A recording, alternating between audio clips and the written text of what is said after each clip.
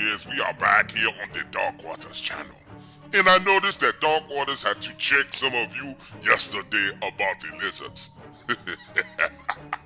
Yes. You see, many of you do not understand. We keep it 100% real here in the Dark Waters, as some of you may say. This next clip that I am going to play for you is a caller from Chasing the Truth with Sean Graham. He is one of the show hosts on the Dark Waters Network.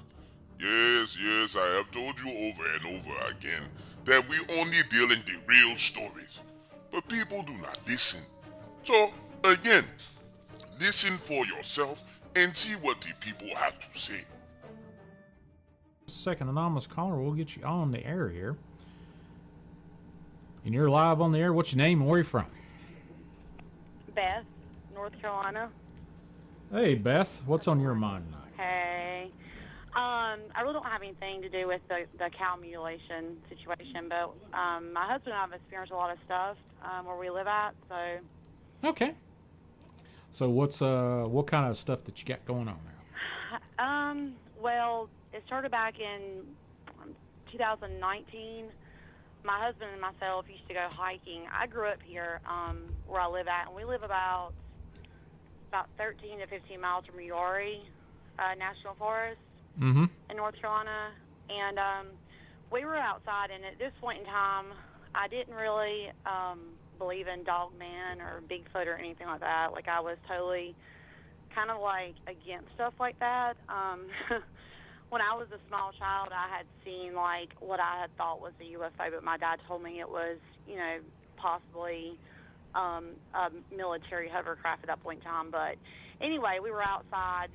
My mother had gotten sick. She passed away. We were outside at the house we were staying at, and it was after midnight, and we were taking the dogs out, and I had a little Chihuahua and a Shih Tzu, and also a dog we had rescued that was bigger. And our Chihuahua did this really big jump back, almost like a cat would. So we were like, it was just kind of awkward.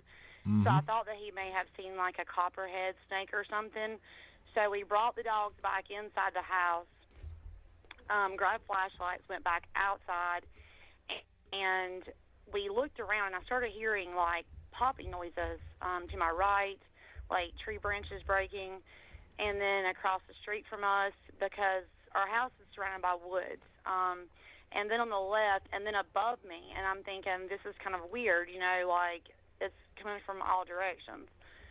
So at that point in time, we didn't really think much about it. It was kind of like creepy, but I thought maybe it was coyotes or something like that was kind of creeping up on us.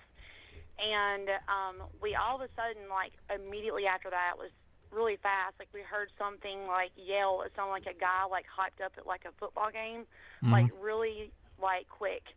And we turned around because it sounded like it was coming from beside of our house. And when I looked back, I didn't see anything. There was nothing there. So I'm like, okay. And the next day we went walking around like the perimeter of our wooded area around our house, and there was some places that looked kind of bare, like things that things have been sitting there or laying there. And but after that, like all kinds of stuff just started happening, like one thing after another. We had discovered, like I did, there was a place like right out by our heat pump at the light pole that we have an outside light, but it was right near there. There was like it looked like a tunnel, and it was, I would say, like 8.5 foot in height, but it was built by branches, and it went straight in and then curved around, and there was this huge like nest thing that was built with sticks. And my husband was in the Marine Corps, so I'm like telling him, what could be doing this, thinking about a bear. We really don't have bear in this area, but I was like, at this point, I was just thinking about, like, what could it be, because I have 3 kids at home, like, this is weird. It's just not making sense. And, he was like, no. And, I mean, I had thought about everything that you could think of, just trying to think there was a logical explanation for it. And eventually, I turned to a Bigfoot site on Facebook, and I started digging in, and I had seen things like tree branches and like structures and these alleged things people were posting, and I was still on the fence about it. And I had people that were inboxing me, you know, talking about, you know, maybe it was a Dogman. I was like, okay, this is a little bit too far now. Like, you know, Dogman, I don't think so. At that point in time, I really did not believe in, like, any of these things. And I was just kind of, like, really not knowing, you know, what it was. But we still were going outside at night. I created, like, a private group on my page where, like, I was just inviting people that I trusted in that group on my personal Facebook page. And we were going live because, like, for some weird reason, like, I felt more comfortable going live at night because I'm like, if something gets me, somebody's going to see it, you know. And but there was, like, so many nights we were sitting outside, and it was, I mean, it sounded like an elephant coming through our woods, and I'm not lying. And I have never experienced anything like this in my life. Like an elephant, you could hear every tree branch, like, breaking, and this thing would stop, and it would start huffing. Like, I mean, it was like these big huffs, like breaths. Like something, it was ridiculous. And my husband was like, be still, don't move. And, I mean, there was times where I was in tears, and, you know, I didn't know what to do. I didn't know, you know, who to reach out to. I was like, you know, I was in fear for my kid's life. We've had our door pushed in at our house, our front door. There's been things that's knocked on our house, which was odd, and my kids were like thinking it was me and my husband coming home, and it, you know, was not us. There's been so many things that I could not even like attempt to like explain. But we were on Facebook Live one day also, and if you continue by our house and go up the road, there's a big field. And this is the same field that brought me back to like me seeing this UFO thing when I was a child here. There's a big field on the left, and it used to be a cow pasture. Now it's more of like farmland where, you know, another person owns it, and they usually farm tobacco and soybeans. And we were walking through that area because I didn't really like not want to go outside of my house at this point in time. But we were walking through that area one day, and I told my husband, I was like, I feel weird. Like, I feel like, you know, something's watching me. And there was these structures that we were seeing, like, there was, like, igloos and things like that. And I have, like, a lot of pictures to back all this up. But we were on live stream, and I just felt really awkward. And we heard this big thud. And as soon as that thud happened, I told my husband, I'm like, I'm getting out of here. Like, I moved. I'm like, we're going back home. This is it. I'm done hiking, walking, anything, looking for anything. I'm done. And so when I got home and I replayed our live stream, you can literally see when you slow the video feed down, you can see these things that look approximately like 4.5 to 6 foot in height running across the screen. And like they look like little monkeys. It is the weirdest thing. And I never sent anything in because I had people saying, well, if you do, you know, the government could be, you know, possibly something might happen. I mean, I had the fear of life, like, for my kids. I'm thinking, okay, the government's going to see something. You know, I'm going to have all these people at my house. I don't know what to do. But it's just, you know, I had to take it, like, kind of day by day. There's been howls over here at night. Like, every single night there's howling. It sounds like it's not really Cody howls. It's like these long, like, drawn-out howls, like, constant for, like, a few hours. And then it turned to we were seeing orbs. That started happening, and it's just been, like, a chain reaction. It went from, like, 1 degree of this, like, you know, then there was an orb situation after that video feed. That night was really bizarre and crazy. That story. And then after that, we got growled at in our driveway. That was the worst. I've never been so scared I couldn't tell. Something growled at us. Okay. I don't know what it was. It was horrible. Like, we were out there. There was a ball of light, and I would say it was about the size of a basketball, approximately 200 yards away down the road from our house, going toward the main road, and the main road's still a back road, but it was on the left side of our road, and it just looked like it kept floating continuous, like in the air, just like back and forth, like floating. And it was about 6 foot off the ground. And my husband was like looking at this thing, and I'm like, he thought it might have been a person out down the road with like a flashlight, or like a lantern. He didn't know what it was. But, after all this stuff had happened, I'm like, I'm not going down there. I'm not messing with it. I don't care nothing about it. I don't, I didn't give a shit. Like, I didn't want to be around stuff like that, like, after all this other stuff that happened. So, anyway, he was so caught up in going down to see this ball of light one night. We're sitting there, and he's trying to take his phone and, take video feed of this light. And he got some images of it, but they were kind of, I don't know, it's kind of funky looking, like, with pixely. And you can't really make out what it is. It just looks like a ball of light. But when he was down there at the end of the driveway and he was looking at that thing, I was looking up in the sky.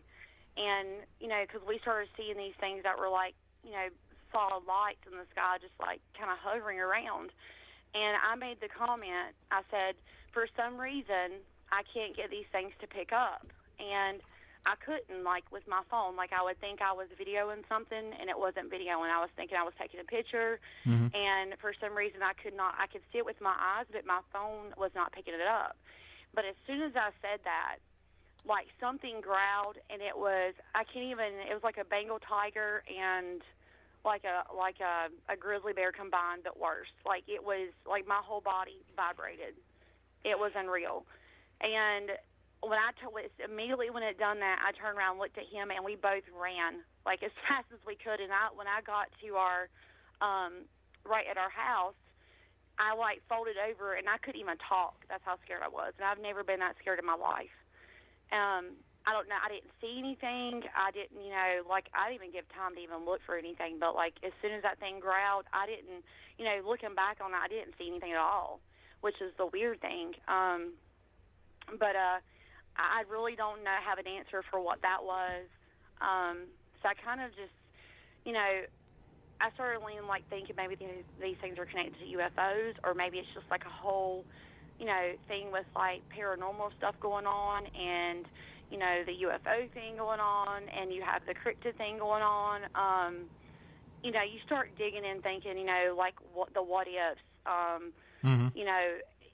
It's just, so much stuff. I mean, I watch Skinwalker Ranch a lot, and I'm thinking, with the anomalies they have there, maybe there's something like that around this area, because it's so much stuff. It's just absolutely, like, I have to get something out and write a book. It's just, that's how much stuff's happened here where we live at. When I was 12 years old, my dad and my mother were in here, and I was young then, and there was a humming sound for like 45 minutes and bringing me back to the UFO thing. But my dad said, told my mom, he says, Brenda, I'm going to go on the front porch and see what that noise is. And my dad's like, does not believe in anything, not even ghosts. And so when he walked outside, me and my mother, I remember going out with him and looking to the left where that field's at, and I remember seeing this big round circular thing that had lights all the way around it, just hovering there. And I'll never forget the look of that thing. And, he told my mother to bring me back into the house, and she did. And he told me for years that it was maybe military hovercraft or something, them practicing or something like that. And, like, he kind of left it at that. And he just really doesn't believe in anything, never did when I was younger, and still doesn't believe in anything like that. So I don't know if it's just that he doesn't believe. He just may not want to face reality. I don't have a clue, but he's 81 years old. Oh, okay. So did he see this warp thing your husband caught on video, or what? Which one? The ball of light? Yeah, the ball of light, or any of this evidence. The ball of light, he caught that on video. We have, like, a lot of video, a lot of pictures, a lot of stuff. He caught that on, he has it on video, but there was one night, I don't know, and this sounds crazy, I probably sound like a lunatic saying this, but he got to where, like, it was almost like it was drawing him down there. He was like, I'm going to go down there and check that out. And I'm thinking, no, you're not. You're not going down there. So I get in my car, and I'm like, okay, I have to go down there and see what it is, because, mind you, he was in the Marine Corps, so, he thinks he's, I guess, could handle it. I don't know what he thought at that point in time, but we went down there, and I was on live that night too on live stream, and I remember talking to people, and it still showed that I was on live stream when I was going down there, and just to see what it was, and like all of a sudden I stopped the car, and I don't recall thinking or like seeing that light anymore. It's so weird. Like my mind just like kind of forgot like what actually happened, but I remember looking out the car window, and I had a flashlight in my hand, but I was looking back at my car, and all this smoke was rolling up from like around my car. It looked like just like if you've seen really dense fog about 2.5 to 3 foot in height, just rolling up from around the car. And so I told my husband, I was like, the car's smoking. And after that happened, all I can remember was me, like I was at this fire department, which is on the main road, like 2 blocks up. And I remember looking at my phone, and I had seen, because my daughter, she was 12 at the time, and she was at a friend's house for the night. And all I could think of was like, oh my gosh, because I had seen where she tried to call me. Like I went to this like major panic mode, like something's wrong with my kids, something's happened to my kids. So I'm trying to call her back, and I'm pushing redial like over and over and over, and my phone just kept going beep beep, beep beep. It would not let me call out, and I started panicking. So I flew back to the house, and when we got back here, we went to the front porch, went to sit down. I got back on live stream because I'm like, well, I lost everybody. And when I looked, it was 4 a.m. in the morning. It was literally like 12 o'clock when I was on live the first time. And I'm like, because I had a girl that was from Canada that was watching me, and she's like, she's like, what happened to you guys? And I'm like, you were on live, I thought, but I lost you, so I'm back now. She's like, do you realize it's 4 a.m.? And I'm like, no. And so I really don't know what happened to us that night. We kind of like think, I know that sounds crazy, but I don't know if something happened to us. But there was a loss of time that night, which was really strange. And so I really don't have an answer because I don't know exactly. I can only remember bits and pieces of, that whole trip just to see that light, and then that was it. And, but there's been so much stuff happen here. It's just, it's ridiculous, the amount of stuff that's happened here. There was another night in particular after that we were going, and it was kind of like at this point I was like digging, trying to figure out, what's going on. Like, here I am. You can't pack your stuff and move away. You can't just up and leave because, nobody has the money just to move your whole household out of nowhere. Right. But we were riding up. We were coming home. First we went and we were going to the grocery store. We come home, and I told my husband, I was like, look up there in the sky. There's this big, it looked like a big planet. At first it looked like a planet. I'm like, is that a planet? It was orange. And he was like, oh, I think that might be the moon. I'm like, no, that's not the moon. I was like, what is that? And when we turned on our road, I went up the road, there was a big orange ball of light. And when we got up to the road and turned around and come back down by that field, this is no lie. I can put my hand on the Bible. This is the weirdest thing, but we were sitting there watching this thing, and it turned into this huge red infrared ring of light, and it come down behind this tree and dissipated. And I'm sitting here now stopped on the road watching this. And then after that happened, it was like the snap of your fingers and something like these. It looked like gigantic lightning bolts. They were shooting out white and red from where that ring of light was across the wood line. And then it was just if you were to cut a light switch on, there was a triangular shaped, it looked like red eyes. They were, I don't know, I can't think about exactly how many sets of eyes there was, but they were in a triangle, and they were all glowing red. There was no, it was, we thought it might have been eyeshine at first, but it was all just, they were glowing red. And it just after that we seen those things in a triangle, and I'm thinking I'm crazy, just sitting here looking at this stuff. Yeah. But after that happened, it was just like a snap of your finger again, that quick, and it went from where they were at in a triangle, these creatures, I couldn't see their body, just glowing red eyes. They were all in a line like an army, and these things started marching at us, and they were huge, and they were walking toward us, and with every step you could see their heads sway, like right to left, and there was two on the right-hand side that I was kind of like focusing on, which would actually be my left side, but they were on the right side of, I guess, if they were lined up coming toward us. But one took off and like was going toward that wooded area where we had seen them black, ape-looking things run that day on live stream in the daytime. But one took off to that wooded section, and I was sitting and watched them take steps, and then another one took off. And when I told my husband, I was like two just went, that way, and he's like, said something about them flanking us. He's like, get out of here. And because we realized at that point in time, or he did, I was kind of like drawn into this, but he realized, they had taken about 6 to 8 footsteps, and they had gained, how many feet had they walked, Kurt? How fast? Yeah, it was like 100 yards within like 15 seconds. It was just ridiculous. And we left. It was just crazy. And to think back at all the stuff that's happened, there was another night after that where we were up there and we're on the road, and again we stopped, looked in the field with a flashlight, and I happened to look over in the woods, and it looked like a stadium light in the woods, like at a football field. It was 4 squares of light, and I was looking at it, and I was like, what is that? And I said, Kurt, look at that. There's something in the woods right there. Well, this thing rose up, like treetop level. It come up about, I would say, where it looked like it was about 20 foot up in the air above the trees. And all of a sudden, it looked like that one light split into 2 lights, and then, one light went behind the other, just like in a row, and these things sort of flying over. And it went right above our car at treetop level, and they were these triangle-shaped crafts. They didn't have a center on them. They were hollow, and they had lights, all like, it was almost if you drew an arrow with, like, the tip of it, like, just like, there was no center to it. It was just a triangle of lights. And there was really no noise about them.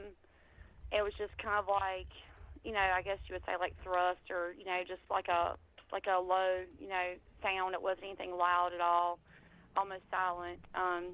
But it was very weird. That happened. There's been a lot. I got a question for you. That point where you were on your live stream, you mentioned between midnight and 4 a.m. there was some time variance there. Can you go back and explain that a little bit? What was going on? Did anybody notice anything weird watching live stream? No, not that I know of. They recognized that, obviously they recognized that, that what we were doing, obviously we were going to see what that light was. And, they didn't ever say, like, well, we've seen this, because to me it looked like that they were still live and my video feed was active and there was people on there because it said live, but everybody was gone. And, obviously, so when I, got back and I was like, hey, guys, I'm back, sorry about that, I lost you. They were like, what happened? Do you know it's 4 a.m.? And I'm like, no. And that was the weirdest thing. And, I know what our intent was, my intent was to get my husband to stop walking down the road toward this light. I didn't want him going on foot down there without me, or without, being in a vehicle. Like, you just feel, more safe and secure. Because it had been there for a few nights, I would say about 5 or 6 nights in a row in the same location, just kind of floating around. And so I didn't want him going by himself. And, when I went with him, that was our whole purpose, was I was taking him and we were trying to see what this was so it could be like some closure to it. And then, like I said, when I rolled the window down and we had the flashlight out, there was nothing like noticeable besides I noticed there was smoke, or fog rolling up around the car. And then, it was just kind of like my mind went blank after that. And I woke, like almost like if you wake up somewhere, but like I really become like, I guess, conscious or whatever, or like, but I was more of like this big state of panic, which was so weird. and it was at the fire department. And I was like, I don't really remember like all the details of like the drive there or anything. I just remember looking on my phone, seeing my daughter had called, and I'm not really sure if like it was my subconscious mind knowing that all that stuff had happened here at the house, or what was really going on, that I was like, something's after my kids, is something wrong with my children, you know what I mean? Just like I had a lot of racing thoughts at that point in time. And to make it even worse, like I said, when I was trying to contact my daughter back, and I had seen she called, my phone wasn't allowing me to dial out. It was just like rapid beeps. It was just like I would push send, and it was like beep beep, send, beep beep, and it was just doing it over and over and over. And I remember telling my husband, something's wrong with Morgan, my daughter. And I was like, I got to get back home to the kids. Something's wrong with the kids, And it was the weirdest thing. It was so strange, and I don't know. Like, I still think something may have happened to us that night because, I have, like, I try not to think of, like, crazy stuff, but I have watched other, things about, like, just all sorts of stuff, just trying to figure out like what's kind of going on, if it's just, around this area, because, we do live around Uwharrie. I didn't realize Uwharrie was like a big, UFO, Bigfoot sighting place until this all happened either. So, but, there's just been so much that it would probably take me a lot to explain everything. I'll let you talk if you have any questions for me as far as anything else, or I've got a question. Let's go back to when your family was being, I'm guessing, harassed by whatever it was in the woods there, and you said that your door was pushed in, and your kids complained about something slapping the side of your house. Did it leave? Did you find any kind of physical evidence that something like that happened? We have besides got pictures. Okay. Yeah, we've got pictures. Of, I don't know, whatever it was. There was a muddy handprint on our brick foundation. Okay. It was near the end of the house, near my son's room. And there was, something had wrote "help us," which was awkward, very weird. And if you look at where it said "help us" on there, the way it wrote it, it had been like scratched in. And we have like a wood paneling. What is that called, Kurt? The wood paneling on outside of our house, just wood paneling. Okay, we have wood paneling on the outside of our house. It's, painted, and the wood green pattern, I guess, runs vertical, not horizontal. But it had, the way it had wrote "help us," and we've got pictures of this, would, for a human being to, or anybody, a child, an adult, anybody, to actually write that out the way it had written it out, because it was almost like the H's where the lines crossed. It looked like it was connected to, like, other letters. Like, for example, like the H was connected to, like, the L, or just say a line of the E will be connected to, like, the U on the us. And, like, somebody had to, like, whatever done that had to think it through or something while they were writing it, it was very weird. And I asked my kids, I was like, you guys weren't outside, doing anything. And it was off the ground a good way. I wouldn't even think they could even reach that without some type of ladder to get up there, like a step ladder or something, or a bucket. So they didn't do it. Of course, we didn't do anything like that. But we seen that on the outside of the house. Back to our door getting pushed in, we left to go to McDonald's that night, and we live in a small town, but left to go to McDonald's. And when we come back home, our front door during this time frame, it had been pushed in like 2 to 3 inches, and it actually busted the door frame where the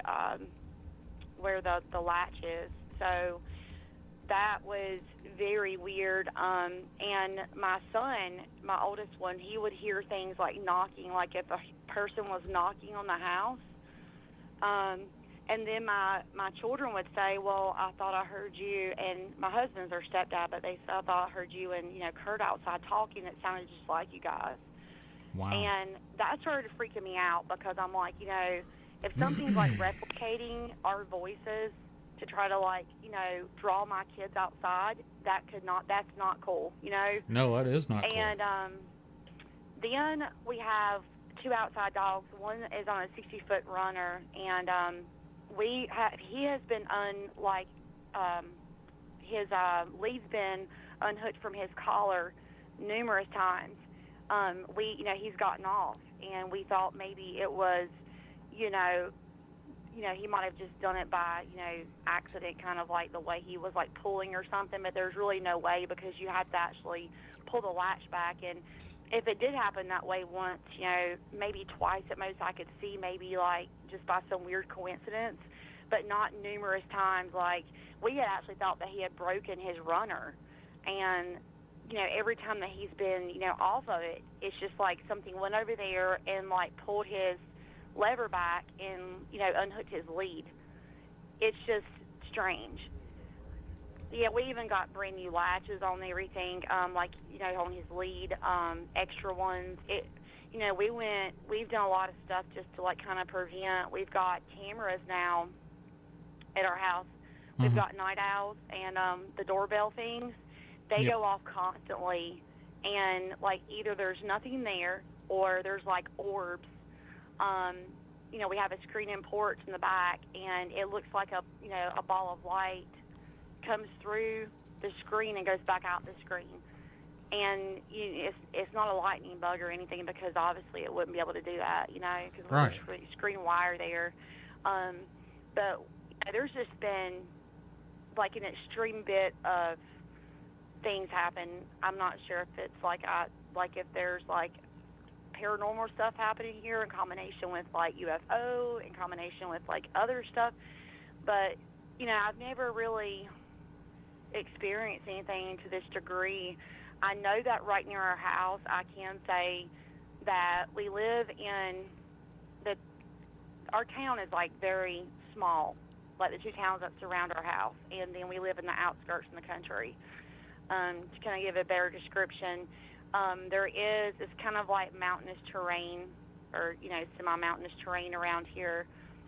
There is some flatland around here that people farm with and stuff like that, and we do have a creek that runs to a main river that's near our home, and a huge power line. When I say the big power lines, the ones that are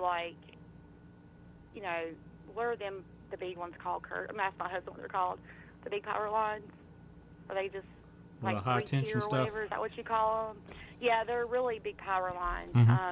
If anybody knows George Workman on Facebook, his profile picture, he's with the Bigfoot, Dogman, things like that. But he has a picture.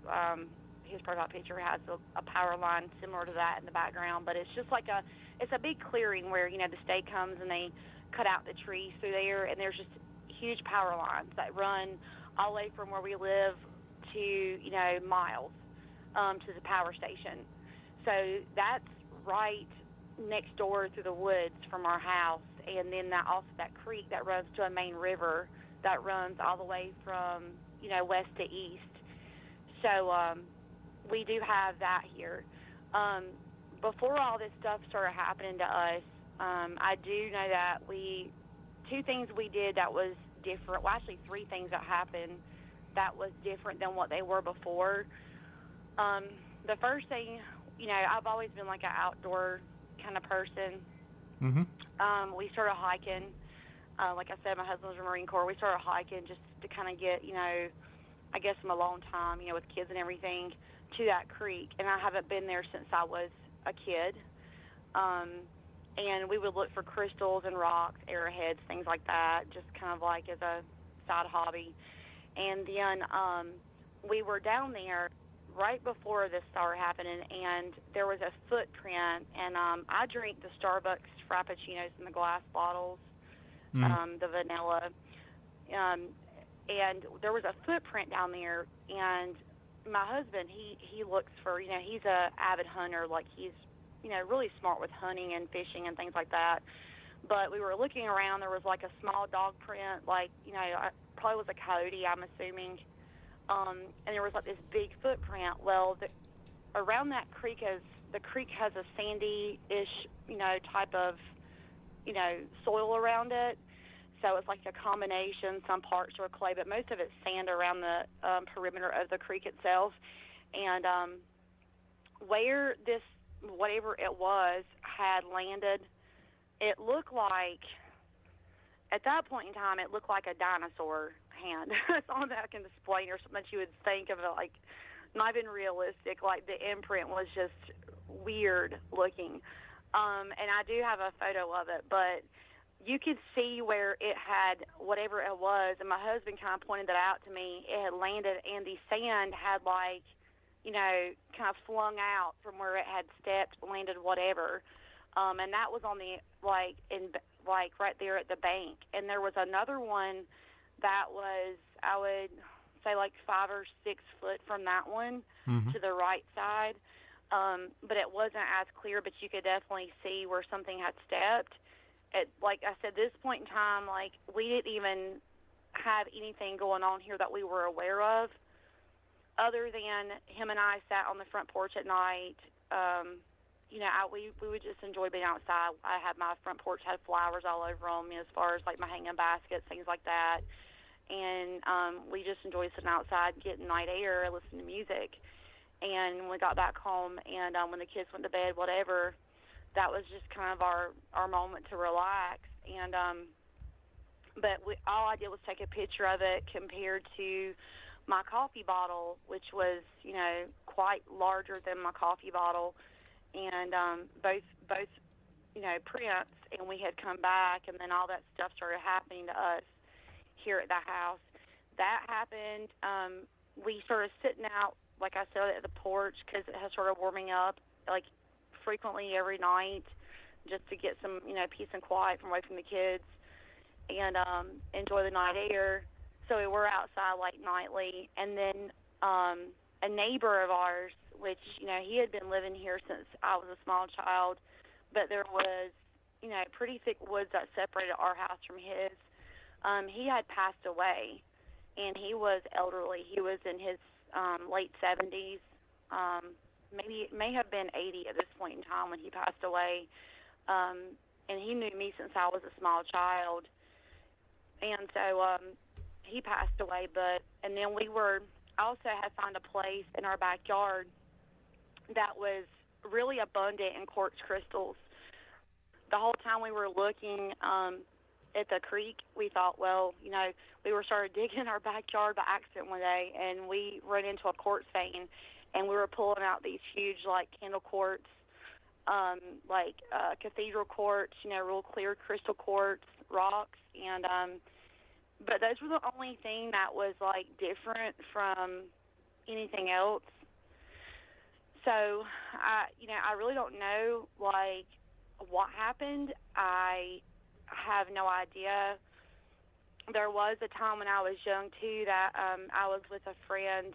I was about 9-10 years old, that I used to walk up in front of our home down dirt roads. There was a split-level home there. This girl ended up moving to Florida with her family, but I used to play with her a lot when I was growing up, and there was a point in time where I had thought that I had been chased by, like, wild dogs. My dad told me they were wild dogs, but they were just, I don't really recall a whole lot, but we were walking to my house through the woods, kind of the same area of woods that we would travel to that creek, me and my husband. But we were walking back to here, and I would say 11, 12, but I knew that these dogs were chasing us, and but when I looked back, they were kind of like in a row. They kind of looked at, I guess, on all fours, like the size. Again, I was young, but maybe like a domesticated dog. But they were, just solid, like, dark in color. I didn't really notice anything, like, out of the ordinary. But I was young, and I was really scared, to be honest with you. I ran just straight, and all I know is I was looking over my shoulder. I was running so fast I didn't even care about my friend at the point in time, which is awful, but I did. But now that I look back on it, I told my husband, I was like, there was a weird thing that I think about now looking back. It was as soon as I got to the main road or to the road that goes to, our house sits on, as soon as I got out of those woods, like my feet hit the road, like I stopped running. And I'm like, that was weird because, at that point in time when I was a child, I didn't think about it, I was like, you don't think about it. I guess I felt like I was in my safe zone. She come out behind me, and I was like, well, we're fine. But now that I look back on it, if there was these alleged wild dogs that were chasing us through these woods, like, why would we just stop at the road? You know what I mean? That's just strange.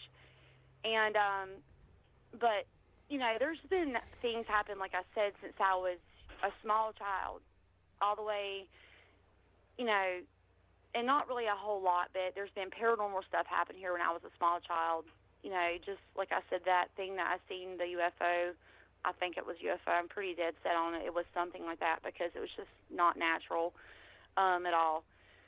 The wild dog incident, and it could have been some type of dogs, I don't know, but I can't verify it for positive, but it was a weird experience.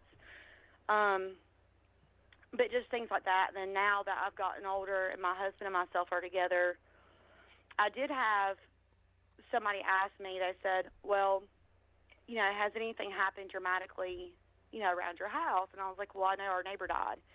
And then somebody asked us, if they think that, anybody was feeding anything around here. And I'm like, I don't think so.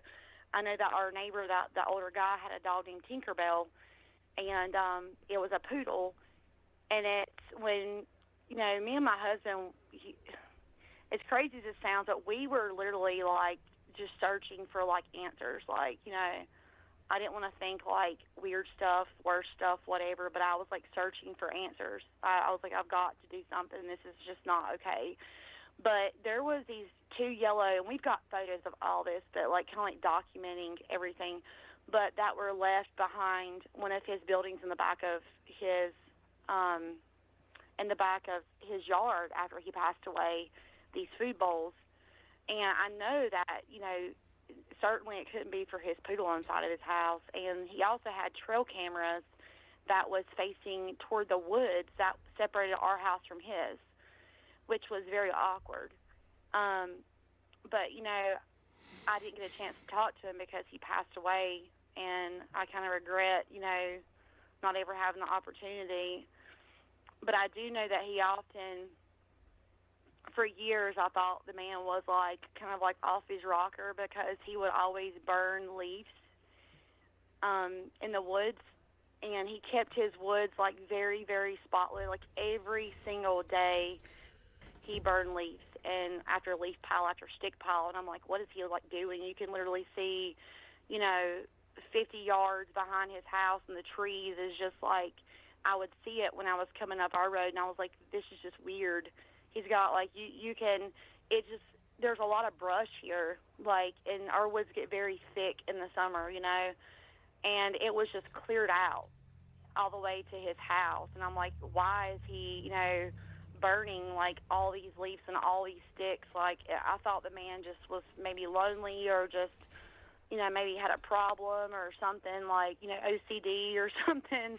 And now I'm wondering if it's because of, all this stuff happening. And I know I'm talking your head off, but right. there's another thing too that I was going to tell you that's weird. We have no houses to our right besides, the one that I told you that the neighbor passed away. That's the woods separate. To the left, there's two houses before you get to the field, and which both of them used to be my grandmother's houses before they were sold. My grandmother passed away. Well, my grandfather passed away, and my mother and father built her a house beside of our house on our property, and then she passed away. But they were both sold. But anyway, a young girl had moved in during when all this stuff started happening, the yelling,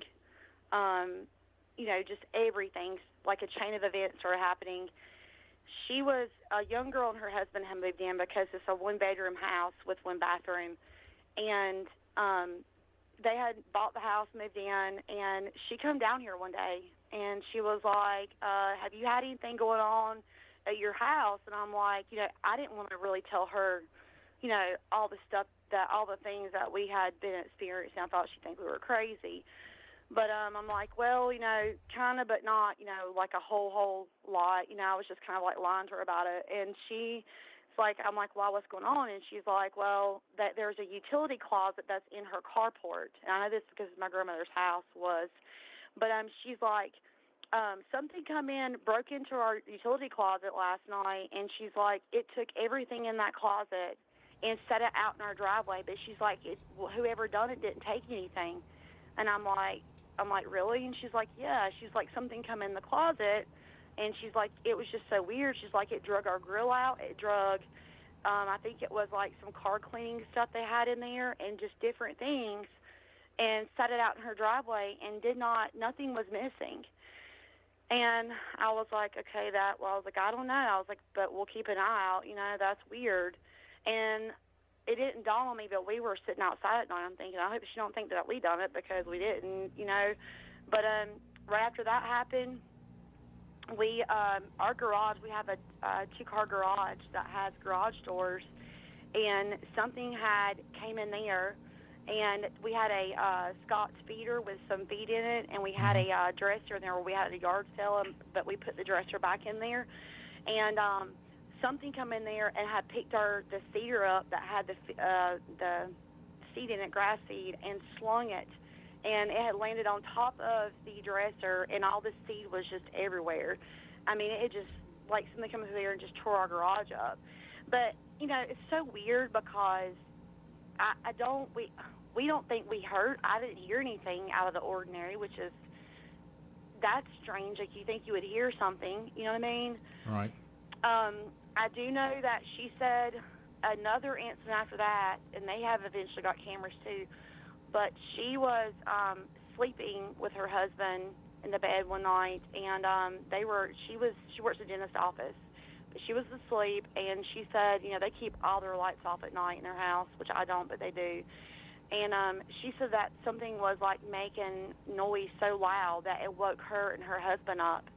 And so he got his shotgun out, and he was going to go to the garage, you know, to see, or where they were hearing the noise from, to that door to see, you know, who was out there. They thought somebody was out there in their garage area. And he said he seen a shadow of like a human figure, but when he turned the light on, there was nothing there. But she said it scared her so bad because, you know, they were dead asleep and heard that. And, you know, I started going on. At that point, I kind of like told her, you know, more of like what was going on around here, but she kind of looked at me like I was crazy, to be honest with you, which I wouldn't expect a different reaction, because I would probably think the same thing too. But I mean, it's just kind of, you know, you kind of don't know what to do at that point. You're kind of like, well, you know, but I didn't tell her like everything, but I mean, it's just, I kind of, you know, told her that we've had a lot of stuff going on too, but she's moved out. It's just her husband there now. So I don't know what's going on with them. Like, I got to a point in time where, like, we just kind of didn't talk anymore. All right. She kind of, like, looked at me and my husband kind of, like, funny. Like, after, you know, I don't know. I really don't know how to explain, you know what I mean? But, obviously we were outside more than her. I mean, we're older than her, too. I'm 40, my husband's 43. And she's like 21, 22 years old, so it probably scared her, you know, even mention anything. But if she had stuff like that going on, you know, I don't know how I would feel either, because I know that I was terrified after all this stuff was going on here. But, yeah, there's just been so much, and there's a lot of things that I probably am, like, really not remembering to, like, bring up or missing, but it's just been a whole bunch of stuff happening, and it's not really went away. There's been things that's obviously changed. It just kind of like seemed to go from one degree to another thing. But, you know, aside everything else, like, you know, you would think that things will be a little bit different, but there's really not a whole lot of difference here. You know, I kind of come to terms with myself. I know this sounds weird because it's not really the typical reaction of like a human, but I was like, well, if something was going to kill us or, you know, whatever, they could have already did whatever to us, you know what I mean? However, I use my better sense of judgment. Like, I don't really go outside in the dark, like, a whole lot at all. There's a lot of things I can't do now that I used to do, like go hiking without being terrified, like around this area at least. I can't really sit outside at night without, and like, enjoy myself without having to worry about something happening, because I don't know if and when it will happen again, you know, because definitely whatever happened before was totally unexpected.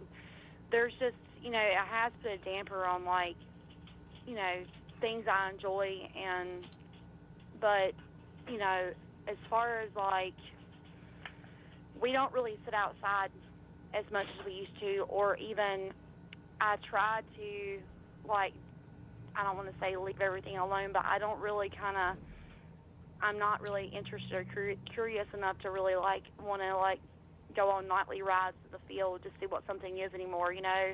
There is a lot, we do see a lot of UFO or UAP activity around here. And when I say that, we do see a lot of that because we take our dogs out, the inside dogs out at nighttime to use the bathroom. But when I say that, there's things that's, like, clearly not airplanes. They don't have flashing lights. Well, what there's some that kind of do, but... What does your animals, do they react to any of this stuff that you just spent the last little bit? What's the reaction? To what, and how do they react to it? My outside dogs, you know, my outside dogs are weird. Like, you know, they kind of, like, you know when something's going on because they kind of, like, stay in their box. And if I go outside on a normal night to try to check on them, they usually, like, when they know that I'm outside or our floodlight comes on, they'll come out their box or they'll, you know, stand up to look at us and wag their tail. But there are certain nights where they will not move at all. And even if you have a flashlight, we have a really expensive flashlight, two of them, too, that are really bright. I forgot how many lumens they are. But now our inside dogs, we go outside, and there's some nights where it feels like, I can't describe it. It's like your ears feel like they're going to pop, like kind of like you're under pressure or something like that. Your ears do, or you'll hear like a high ringing noise. It's almost like,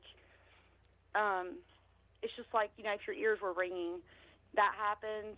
It's just an awkward feeling. But I know our dogs, we walk them on leashes, our inside dogs, and we have been out there, like, numerous nights, and it's all according to, like, it changes nightly, but both of them, one is a pit bull, and he's a pretty big dog, and another one is a English pointer, about the size of a Dalmatian. But they both, like, kind of hunch down and just kind of, like, stare like they're scared to death of whatever. They could be looking across the road at the woods.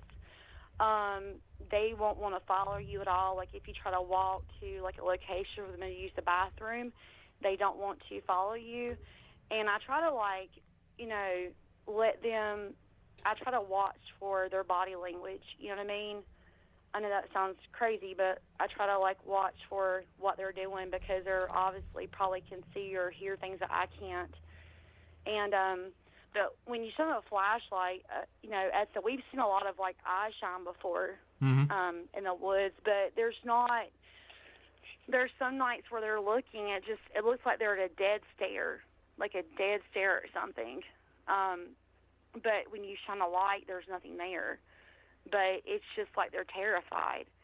And, you know, they kind of, like, do what they got to do and come back in. But, you know, there's some nights where they're just like statues just standing there. But they definitely, you know, whatever is around, it plays an effect on their behavior, you know, at nighttime here. And it feels like a lot of stuff that does happen, it happens more at night than it does during the day, by far. I don't know if, you know, that has any, you know, is related to what's going on, but I do know that to me, it seems like more happens at night than during the day. Wow. Yeah, it's just... I got a question, a couple questions. Do you smell anything different, like a bad, foul odor or anything when you see these eye shines or when you suspect there's something cryptid outside your house? we've smelled. I mean, I don't know if they're related to whatever's there, but we've smelled like something like death here. We've smelled, things that smell like mildew. Like if you have like a lot of mildew on something, it just smells like mildew, or like a really strong skunk odor, like a skunk spray, but it could have been a skunk. I don't know. I mean, I'm just saying, but there's a lot of like smells here. This place is really humid here.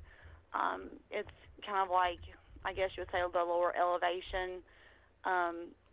If there's like a mountainous terrain, it's kind of like at the bottom, kind of in a way, but it's really humid, and here and like things like that. But yeah, there's a lot of haze here, like in the country area, so a lot of times like odors will travel in the air, so you don't really know exactly where things are coming from. But there's a lot of weird smells, like here all the time. But I do know I have photos of, back to that mutilation with that cow.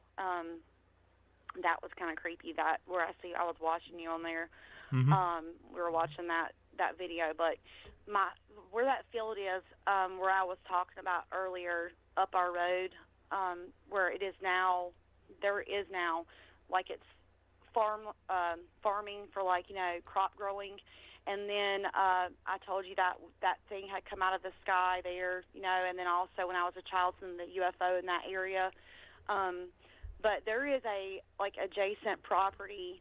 Like, there's a dirt path that goes alongside of that field, and there's a property that butts up to it. There's a persimmon tree in there, but it's fenced in with barbed wire, and they used to have llamas there. And then after the llamas, there was horses, and they had goats and 2 horses there. And I would go up there, like, walking sometimes and, like, cross the fence, and I would get the persimmons that were falling from the tree in the fall. And anyway, my husband was up there one day, and he was walking, and the goats that were in there were all dead. Like, he has pictures of them, and none of them had anything, because, he was military police, like I said, in the Marine Corps, but he looked for signs of, like, maybe somebody shooting them, somebody killing them. There was no evidence of, like, any wounds. He's got pictures of them. And oddly, like, the way their legs were facing, like, one goat was laying with its legs facing, like, flat on its side, with its legs facing to the right. The very next goat was laying flat on its side with its legs facing to the left, in, like, a weird pattern like that. And there was, like, 5 of these things, and there was one billy. So out of the 5 goats, there was a billy goat, and he was huge. They weren't miniature goats, but they were all dead. And then 1 or 2 of them had like orange spray paint on it. Like if somebody took a can of spray paint and just like sprayed like 2 dots of orange on it. And he took pictures. Well, we went to, because that's the back side of the pasture, I guess, you would say would be where, the access road is beside the field. So we went out to the main road and we were in an attempt to find the house of these owners of these goats. And we did. And this girl come out. She was like a mid-aged lady, and we were like, do you know your goats are dead? And she just kind of looked at us very weird, just weird looking. And she's like, yeah, I'm aware. And she was really quiet about it.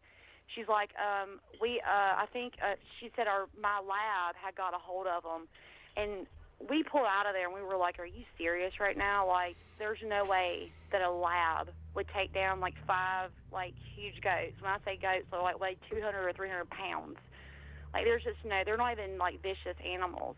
And I don't know what exactly happened to those goats, but it's very weird how they all, like, none of their eyes were missing, none of their body parts were missing. They were all just laying there dead, like no wounds, anything. That was the weirdest thing. Like, but then I was like, well, maybe the crazy lady, maybe she like poisoned them or something. But then, you're thinking, well, how does she drag them up there and line them up like that? It was just so weird. That is weird. So how many times did you see this?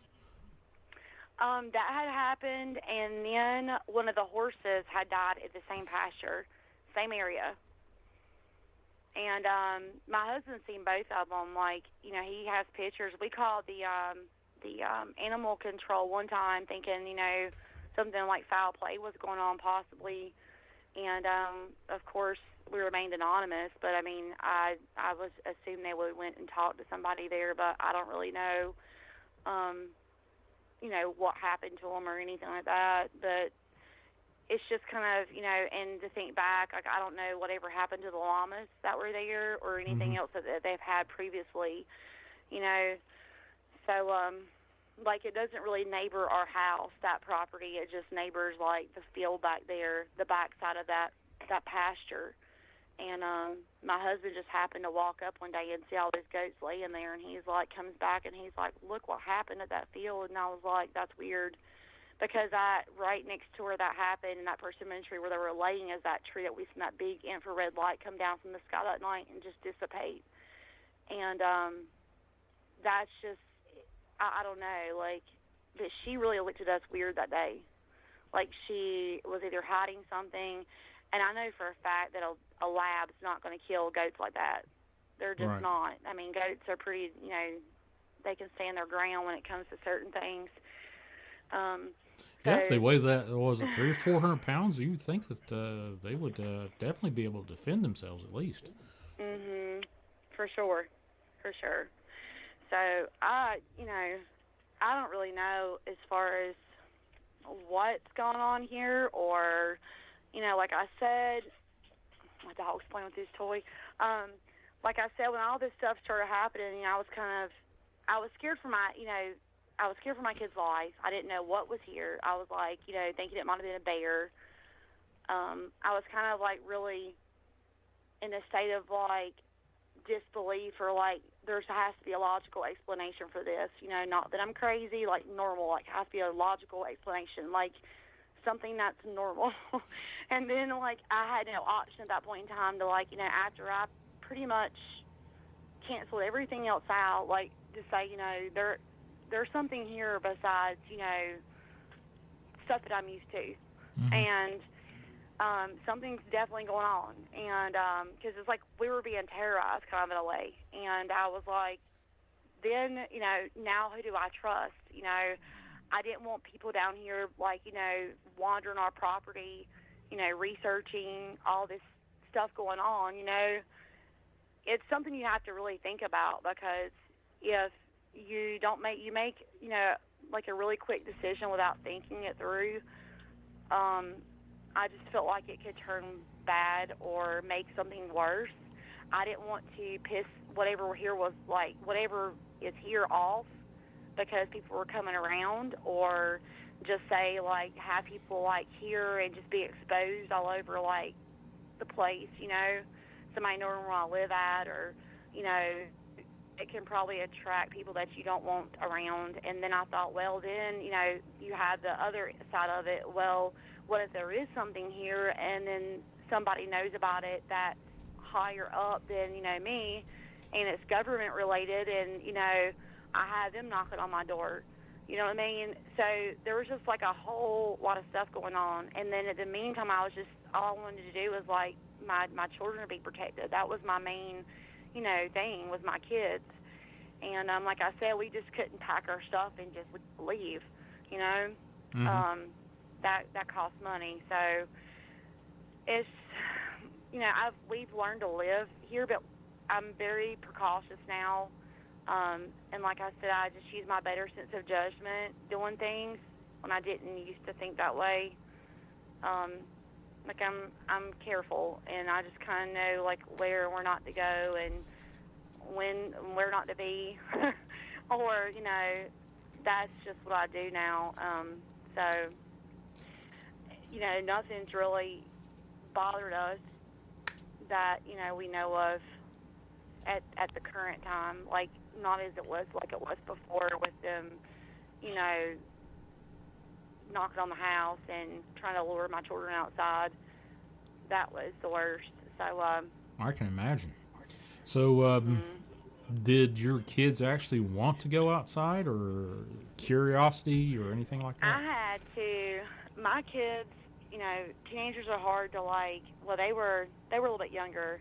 I have a 13, 14, and 18-year-old now, but they were younger then.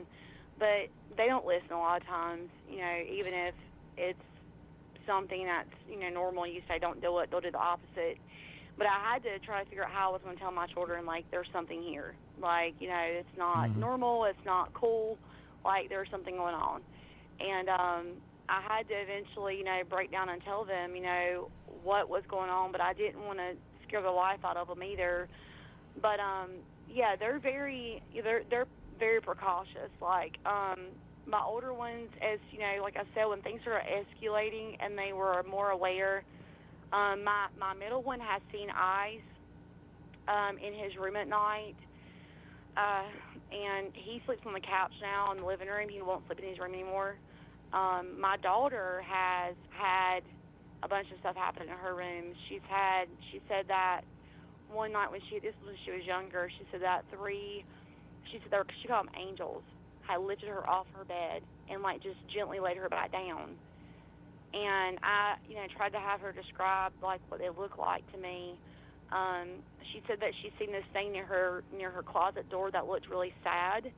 It kind of was like had its knees up to its head, like its head resting on its knees, like in a sitting position. And she said it looked really sad, but it was like white in color. And she said it had like a cone-shaped head or something, but it was, went to a point. But she said it looked really sad. She's like almost sad enough for me to go up and say, what's wrong with you? But she's like, I was also scared. But she's like, then I wasn't scared. And they were both in there. They were all three in my daughter's room one day when they were younger. And so they had seen and this is before a lot of stuff really started kicking off here. But they had all seen this little thing. They were under their bunk bed, and the very bottom of it had the trundle pulled out. So it was in the daytime, it was dark under there, but they were all like sitting underneath the trundle where the trundle would like usually roll and go in. And they said there was this white thing that looked like a small tornado, is what it looked like, but it went around and touched like every one of my kids, like their leg, and went out of the room. Like, I guess it stayed near the floor, but it kind of swirled around and like touched their legs and then went out of the room. And every one of them like witnessed it and felt it. And, I was like, that's weird. So they've had, a lot of things, but they're not in, my oldest one has had, like, what they would call sleep paralysis, but I'm not really sure what it is, really. I don't really think that's what it is, to be honest with you, but it's where you can kind of, like, see and hear things around you, but you can't move or speak. Yeah, that's sleep paralysis. He's had that happen a lot, but he said that he's seen like dark hooded figures like near his closet. He says he used to like kind of fight, to try to wake up from it, and but now he just lets it happen. But I've had the same thing happen to me. My husband and myself had it happen to us at the same time, simultaneously one night. So that's happened here when my son was younger. My oldest one, I didn't live here. I moved out and away from home, and then come back when my mother was sick with MS, but to take care of her. But when I was, my oldest one was younger. My other two weren't born yet. Whenever he was in kindergarten, they put him on ADHD medication. And I took him off of it, and the reason why is because he was seeing like Indian heads in our hallway bathroom, which it's my mother and father's was their house, but he was seeing Indian heads in the bathroom, in the mirror, and then in my dad's room, and or the master bedroom now, but. I don't know, I thought that he was maybe like having hallucinations off of it, so I had him re-screened for ADHD, and come to find out he was not ADHD, so I don't really know if it was contributed from, the medication, or if it was something here he actually seen, or, what it was, so, but I do know that, like I said, my kids, they don't really go outside at nighttime at all. And it's, they just don't have an urge to go outside here. there's really nothing out here but wooded areas, you know, around our house, and it's pitch dark. So besides we have a light that we have put up, a pole light in our front yard, but that's all that's around here. So, wow. But yeah, I don't know, it's weird. It's some weird stuff. I mean, so what's the history of the land that your house is built on? Have you researched that? I've tried to figure it out.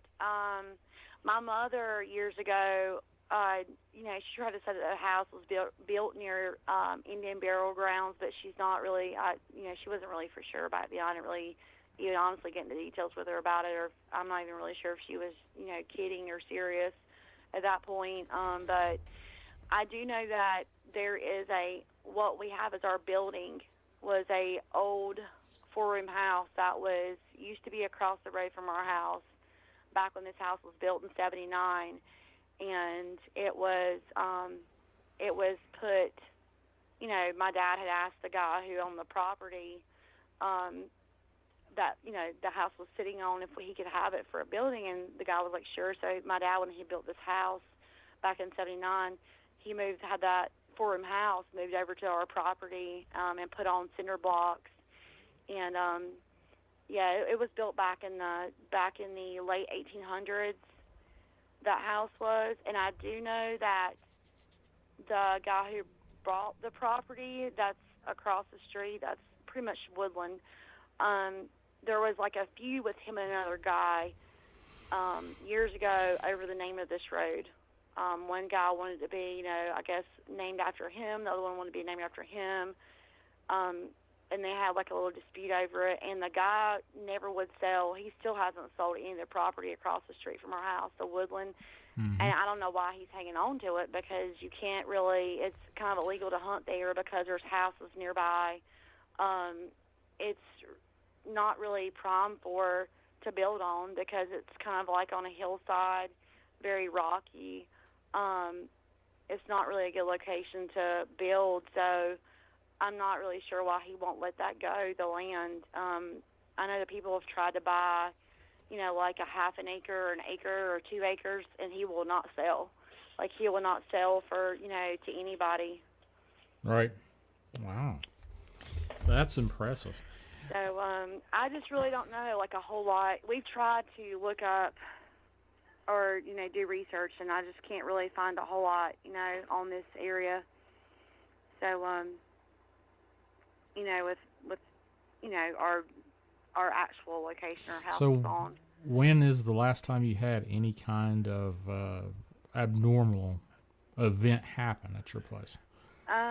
Let's see. It's been about, I'm trying to think how many days ago it was. That old house, the same old house, there is electricity that goes to that house, but there's a fuse box in the front that you can flip on and off, and it has the old screw-in fuses on it. Oh yeah. And we have it just for basically, like, you know, the house, like our lawnmower, and with the ramp in the back, and then the front's got boxes and things like that, you know, stuff that household items that we saved. And anyway, we were in the backyard of our house, and we noticed that the back light in that room, that there's each room has like just like I guess we would say a single fixture place where you would screw a bulb in the ceiling. I guess is what you call them, just a single fixture, and that's just for lighting in each room. And those, as far as I know, my husband and myself have tried to get those back to work for, I couldn't tell you how long, and they would never work. They have the pull chains, mm-hmm. you know, all those fixtures do, like where you pull chain, and the chain's actually gone on that far left room. And it's a 4-room house, so it's the far left room, the room the lawnmower's in, which is the back right side room, and all of them are actually missing except there's one that's broken off about an inch in the front. But anyway, I looked over and I was like, that light was on, and I'm like, it scared my husband. He was like, what in the world? You know, we're looking around like, okay, why is there a light on in the back of that house, you know, or the building? So he thought there might have been somebody in there snooping around because, things were getting bad with the economy and everything, just we didn't know what was going on, but he didn't see anybody in there, and we just kind of like shut the whole breaker off because recently we had changed the fuses in it because the lights weren't working.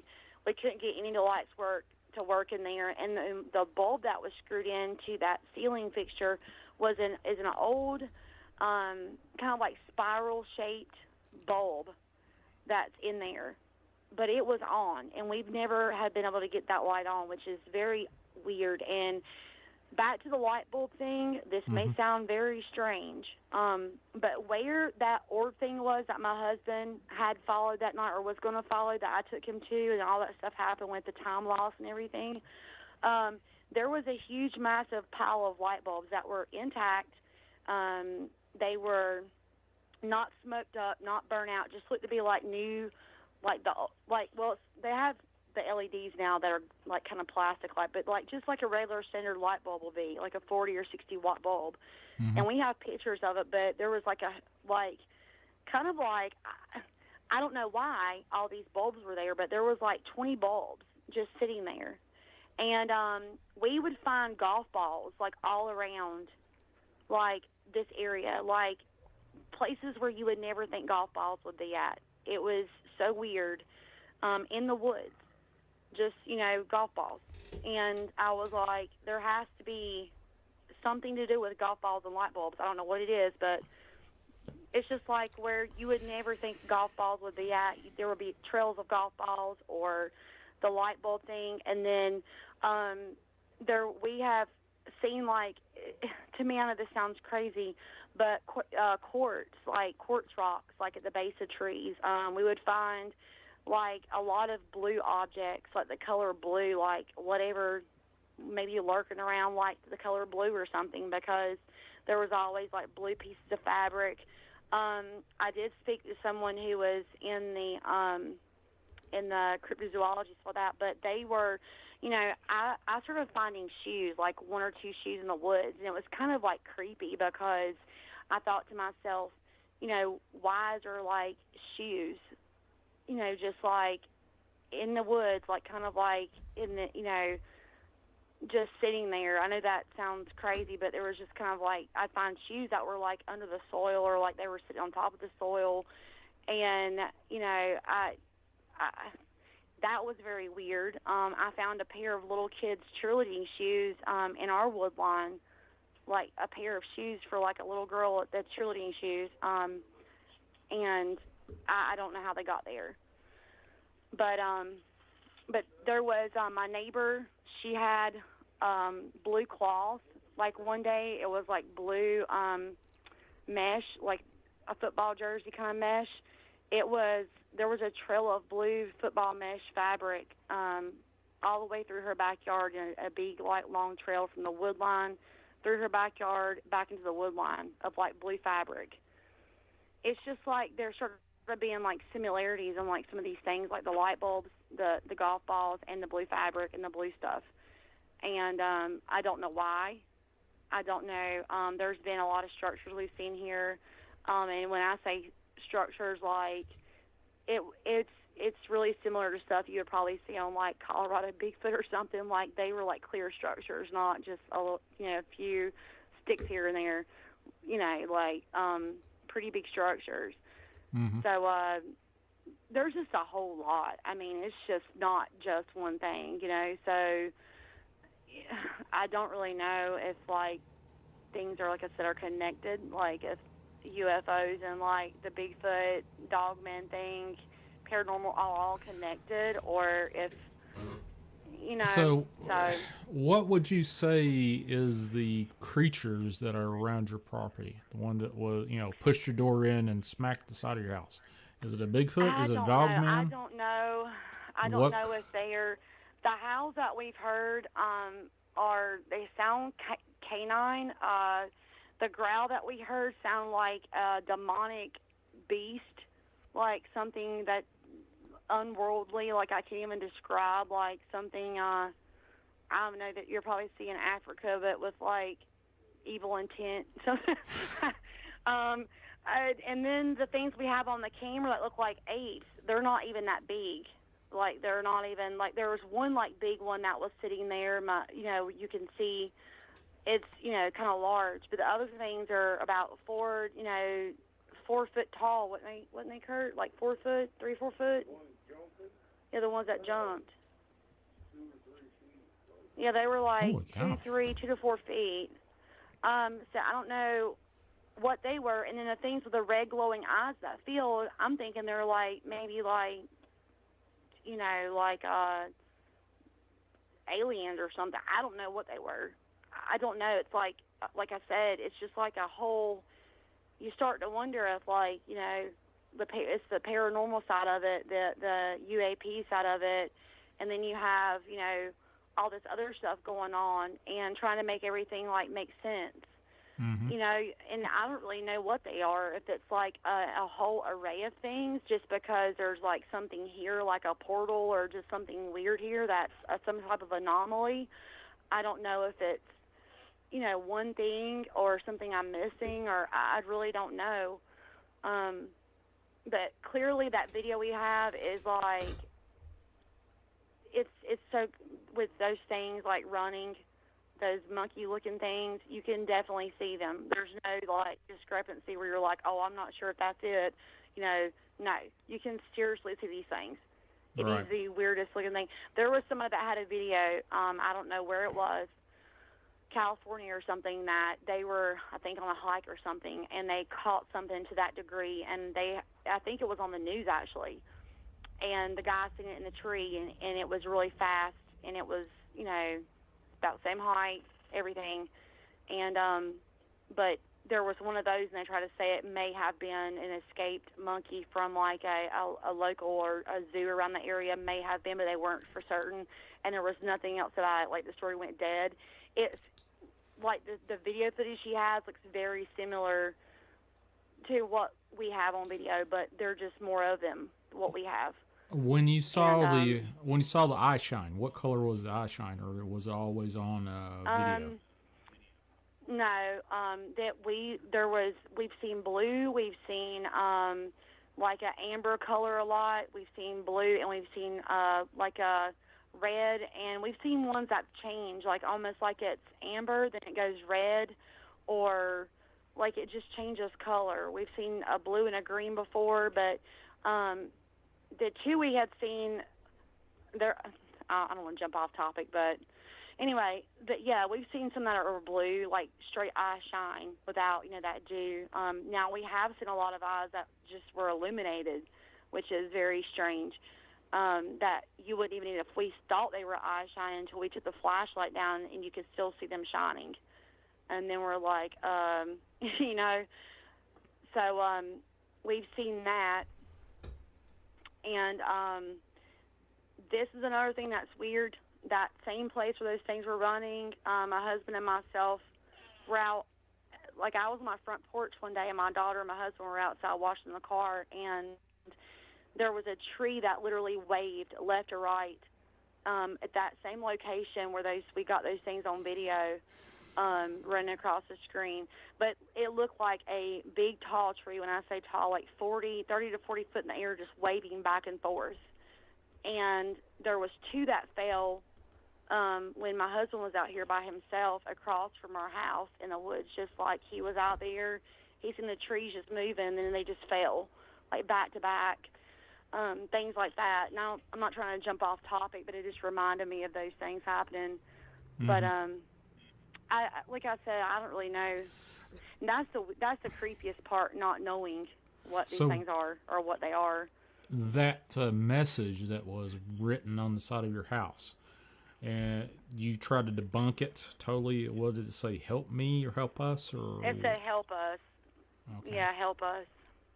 And at that point, I didn't try to like write notes back to it. Nothing like that of that nature. At that point in time, I was terrified for my life. I was like, I don't know what's out here, but I don't care nothing about what you're wanting or what's going on or anything else. But I kind of wish I would have, like, if I don't know, it sounds stupid to say, but I wish I could figure out what's going on. Mm-hmm. or what they do want or whatever is going on. I don't know. I know that sounds nuts, So, but how did they write it? What was the medium that they wrote it in? Was it chalk, mud, what? no, it was just like a scratch mark, like if something took a nail and used a good amount of pressure and then like engraved it into our wood paneling of our house. It was just scratched in. Is it still Yeah, out there? Still there. Wow. Okay. And we've even painted over it, and you can still see it some, but because it's deep. I mean, it's a deep scratch. So that's but I did take a picture of it, but that handprint is like it's still there on our foundation on the brick because it was like clay, but the handprint's weird, like the thumb of whatever did that. The handprint kind of looks short and like fat, like the palm looks kind of fat and wide, and the thumb is really, really small compared to all the other fingers. I guess the fingers will be, the handprint's about the size of like my hand if you do a size comparison. Mm-hmm. But the fingers are, the thumb is significantly shorter than the rest of the fingers on whatever that was that done that. There's just a huge... Let me ask you a couple of questions about your general area. So if there are Bigfoot or Dogmen or whatever is, or both running around your area, what is there locally that is naturally there to feed something like that? Oh, there's a lot of wildlife here. There's deer, like galore. We have deer. We have ponds. There's a lot of ponds that are naturally, I guess you would say, stocked, that are runoffs from farmland. Mm-hmm. There's a lot of farmland here that vegetation grows on, but there's of course, whenever my husband taught me this, but I didn't realize this how it worked, but whenever geese and stuff fly over, they can carry eggs from their feet to one pond to the other. So they're stocked with bass, things like that. Okay. But there's abundance in deer. There's a lot of wildlife around here, lots.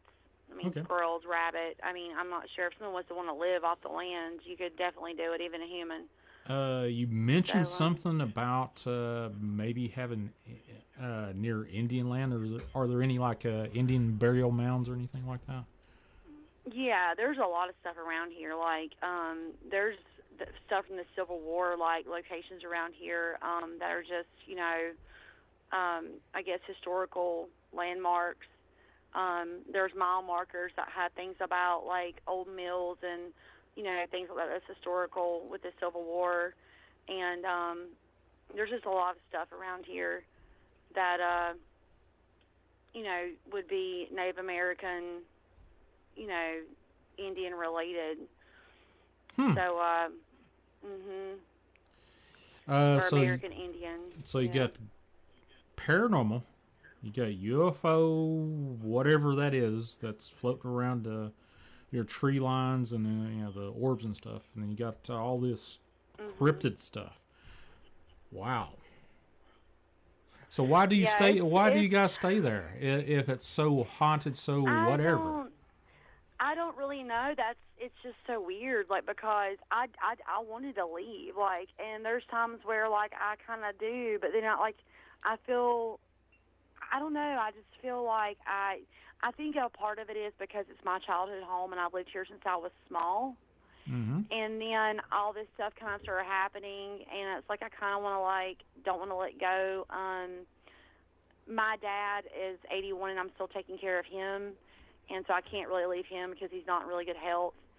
And we can't just pack up and leave either. But there's just, and even if he did pass away, I don't know if I would want to. You don't really want to sell a property that kind of you grew up at, and nothing, like I said, you get kind of like to a point to where it's, I don't know, I know this sounds weird, but like you don't want to, it's like I don't want to miss stuff either. Like I'm thinking, well, whatever's there, obviously I've probably maybe been around since I was small, and you know, if you can't go back, or, you know what I mean, you wonder if you're going to miss it or miss, and there's nothing like exciting about it, really. There's not. It's kind of like eerie, scary, but and nothing's happened to us, but I really don't understand, to be honest with you. I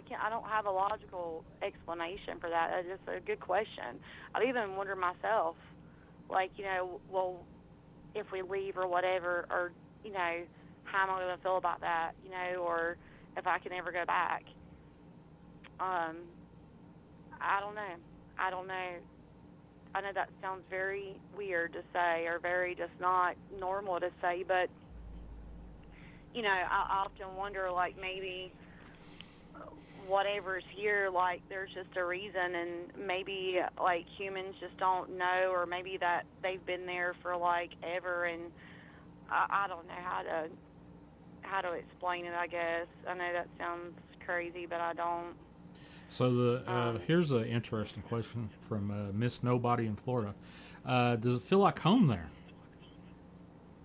Yeah, it does. I mean, Okay.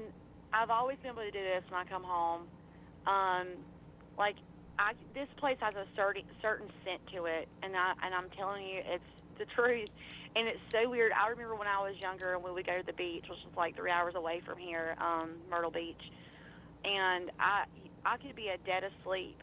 I can go with my eyes closed right now to, like, just say 30 to 45 minutes away from here, and I know when I'm home because there's a certain smell to this property, to this location. As soon as you bottom the hill on the main road to turn right on our road, there's a smell to the air, and it smells like home. Like, it just, I can't describe that. Yeah. Okay. But I remember when I was a kid, like, you know, I could do the same thing. I could just smell that I was around the house. Like, you know, I'd be asleep in the back seat. We'd be on a beach trip home, and, like, as soon as we pulled in, like, I knew I was home. I, like, woke up, like, you know, I can just tell that I'm here. It does feel like home, but it kind of, like, it's not the same as far as, like, I would never be able to, like, walk out around here, and it's probably going to apply to everywhere, but especially here where I know there's something, because I'm not an overthinker either, but and feel safe anymore, just like hiking, or, you know, when I was a teenager we used to camp and things like that. Nothing bothered me when we were younger. I can't recall seeing anything crazy or anything happening. But I don't think I could ever do that again, as far as, like, being outside at nighttime, no matter where I am, but especially here. Even with a weapon, I really don't think, like, I know for a fact if I had a gun or my husband was armed, we were both armed, I would not feel safe around here, because, one, I do not know what I'm up against. I don't know what they are, what it is, if it's something I could even kill, which is a problem, a concern, and then, you know, that's the issue. Like, I don't know what they're capable of, what it is, if it can be killed, if it's a flesh and blood creature, if it's something that's not. Have they been aggressive, violent, anything other than that? Well, that's not really violent. Help us. That growl, I don't know what that growl was, but it really sounded. It was. That growl was something trying to. It was definitely putting off a threat. Like, you know, like, it wanted us to feel threatened. Like, really. It wasn't anything nice at all. It was like something from the gates of hell, whatever the growl does. I can't. And my husband's not. I feel like I'm speaking for him. He's sitting right here beside me, but he's not the scared individual that would be like, oh, you know, or, you know, but it terrified him and me both. Mm-hmm. I have never, you know, when you watch movies, you're like horror movies, or and I'm not even really a horror movie watcher, but when you see people that, you know, kind of fall and they fall when they're running, and then can't speak and crying and can't even get out a sentence because they're terrified, that's how it was, literally. That was, I've never been more scared in my life, ever than that. And I can't even describe what that... Do you want to explain what that growl sounded like? Hang on, I'm going to put you on speaker so he can explain it. Sure. Hang on. Go ahead. A growl across the road? Yeah. I don't know, like it's a mix between a lion, like as loud as a lion roars. I mean, I worked at a zoo for a little while, and they had a male lion, and he would sit there and roar like every morning, and you could feel it in your chest even if you're like 50 to 100 yards away. And whatever growled that night, I had a machete in my hand, and like I just ran instantly because it was like so deep and loud, and it wasn't a bear. Like bears make a totally different noise. I mean, whatever it was, you can feel it in your body, like in this instant fear. And like she was behind me about 20 feet, and like we both like ran instantly, like not even thinking, like, and she even fell. Like when we got to the top of the driveway, and I mean, I've never heard nothing like that ever, and I've hunted my whole life, been in the woods everywhere, Colorado, all over Pennsylvania, and I just never ever heard the sound like that and felt nothing like with that intensity. And Yeah. we have on audio too. One night, she went in the house. I sat on the porch that night. It was just real nice out. And she went inside, and I had a hearing app with a portable speaker. And I had my phone, like, about 10 feet in a tree where it wired off, and I could barely get the phone up there. And, like, I could barely reach. And it picks up some sounds, like, around and stuff, and we listened to the speaker. Well, she went in the house for something, and I heard something. This is when there was still woods on the right side of our house, and now they're building a house there. But I heard something coming through the woods, like just making all kinds of ruckus. And I mean, I've heard deer before a million times, but anyway, like I didn't see nothing. And on the hearing app, I heard something like puffing, like really hard breathing, and like I came in the house really quick, like, and shut the door, and I'm like, listen to this, and whatever it was like right under this phone, and we're looking where the phone's at. It was lit up and everything, and could not see what it was. And at that time, there used to be an owl that used to come here, and like it would just look at you, like, and let you get within like 10 feet of it and just look at you. And that night, that owl kept landing like to the right on where we have bird feeders, and it would sit there and it would take off. And you can hear it on the hearing app where it would take off. You hear the bird feeders like rock. But this thing like came and was breathing like so like deep. You can just hear its lungs, and it would make this weird high pitched like snort kind of, but not like a deer. It was like a yell and like a snort mix. I wonder if it's possible to play like 2 or 3 recordings of it. Like I probably could pull it up. Okay, if you'd like to. Got a question for you guys. Don from the chat wants to know what were you doing when you heard that growl or growls, and was there a weapon around? I had a machete in my hand. Yeah, we were okay. That was during the time where that orb was. And he kept looking at it. It had been there for, like I said, 4 or 5 days. Yeah, it was there for a couple of days.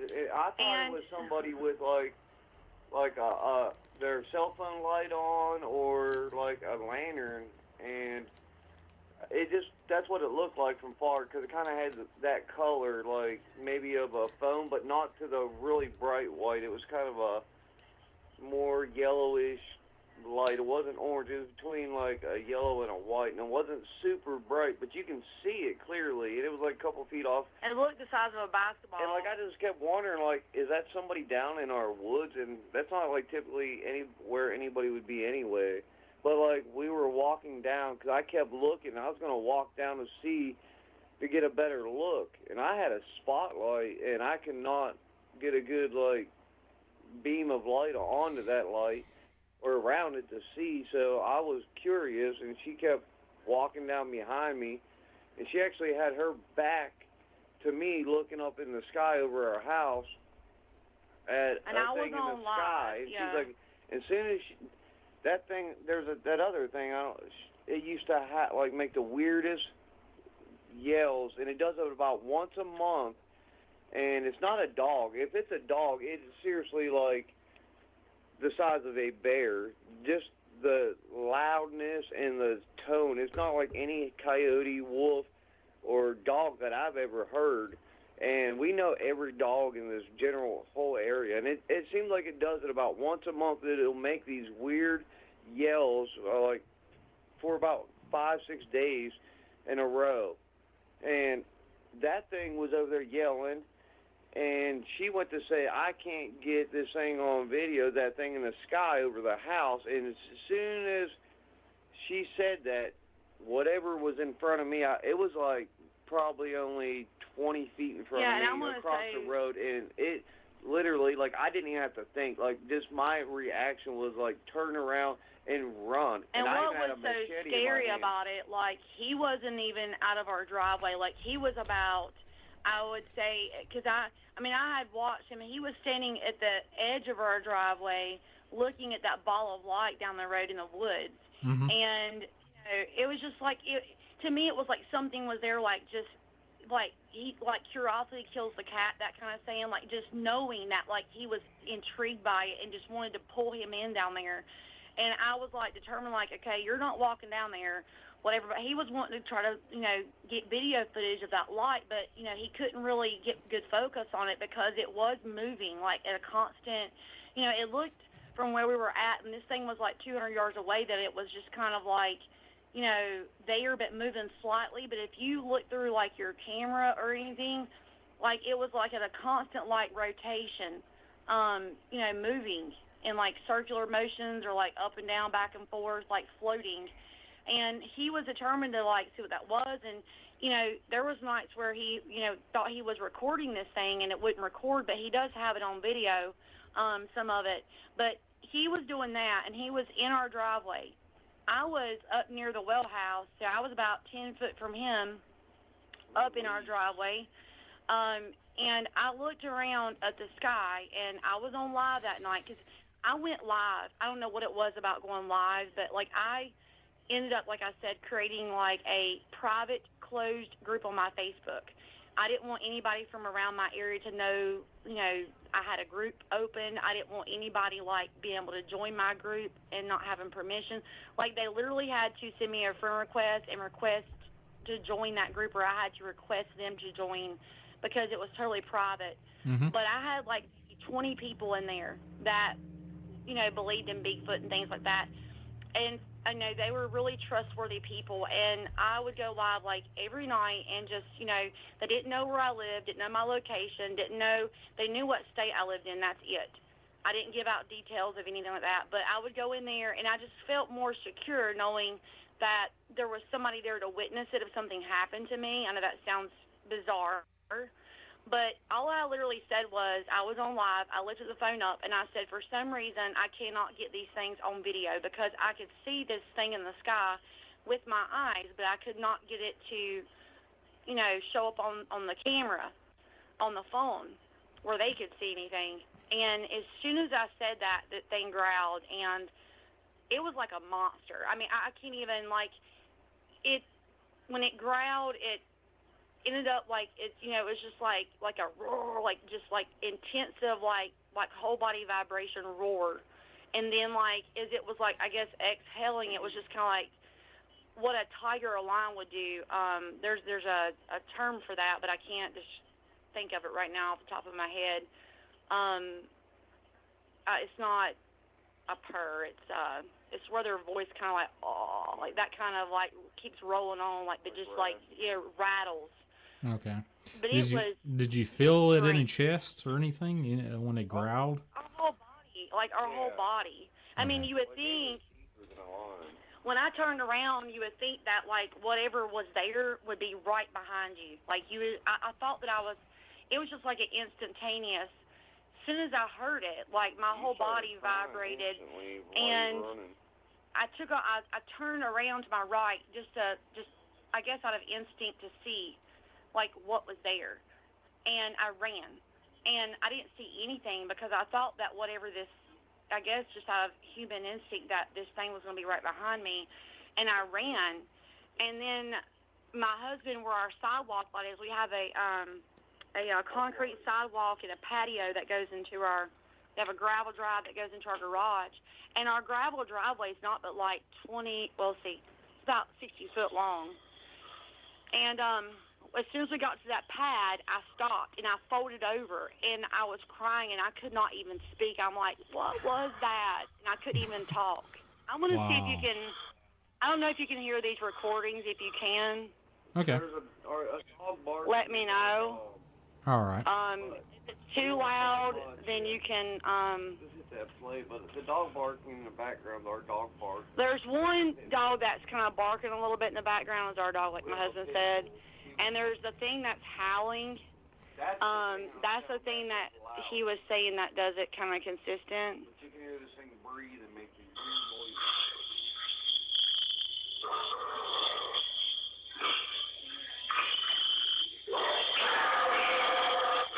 Holy cow.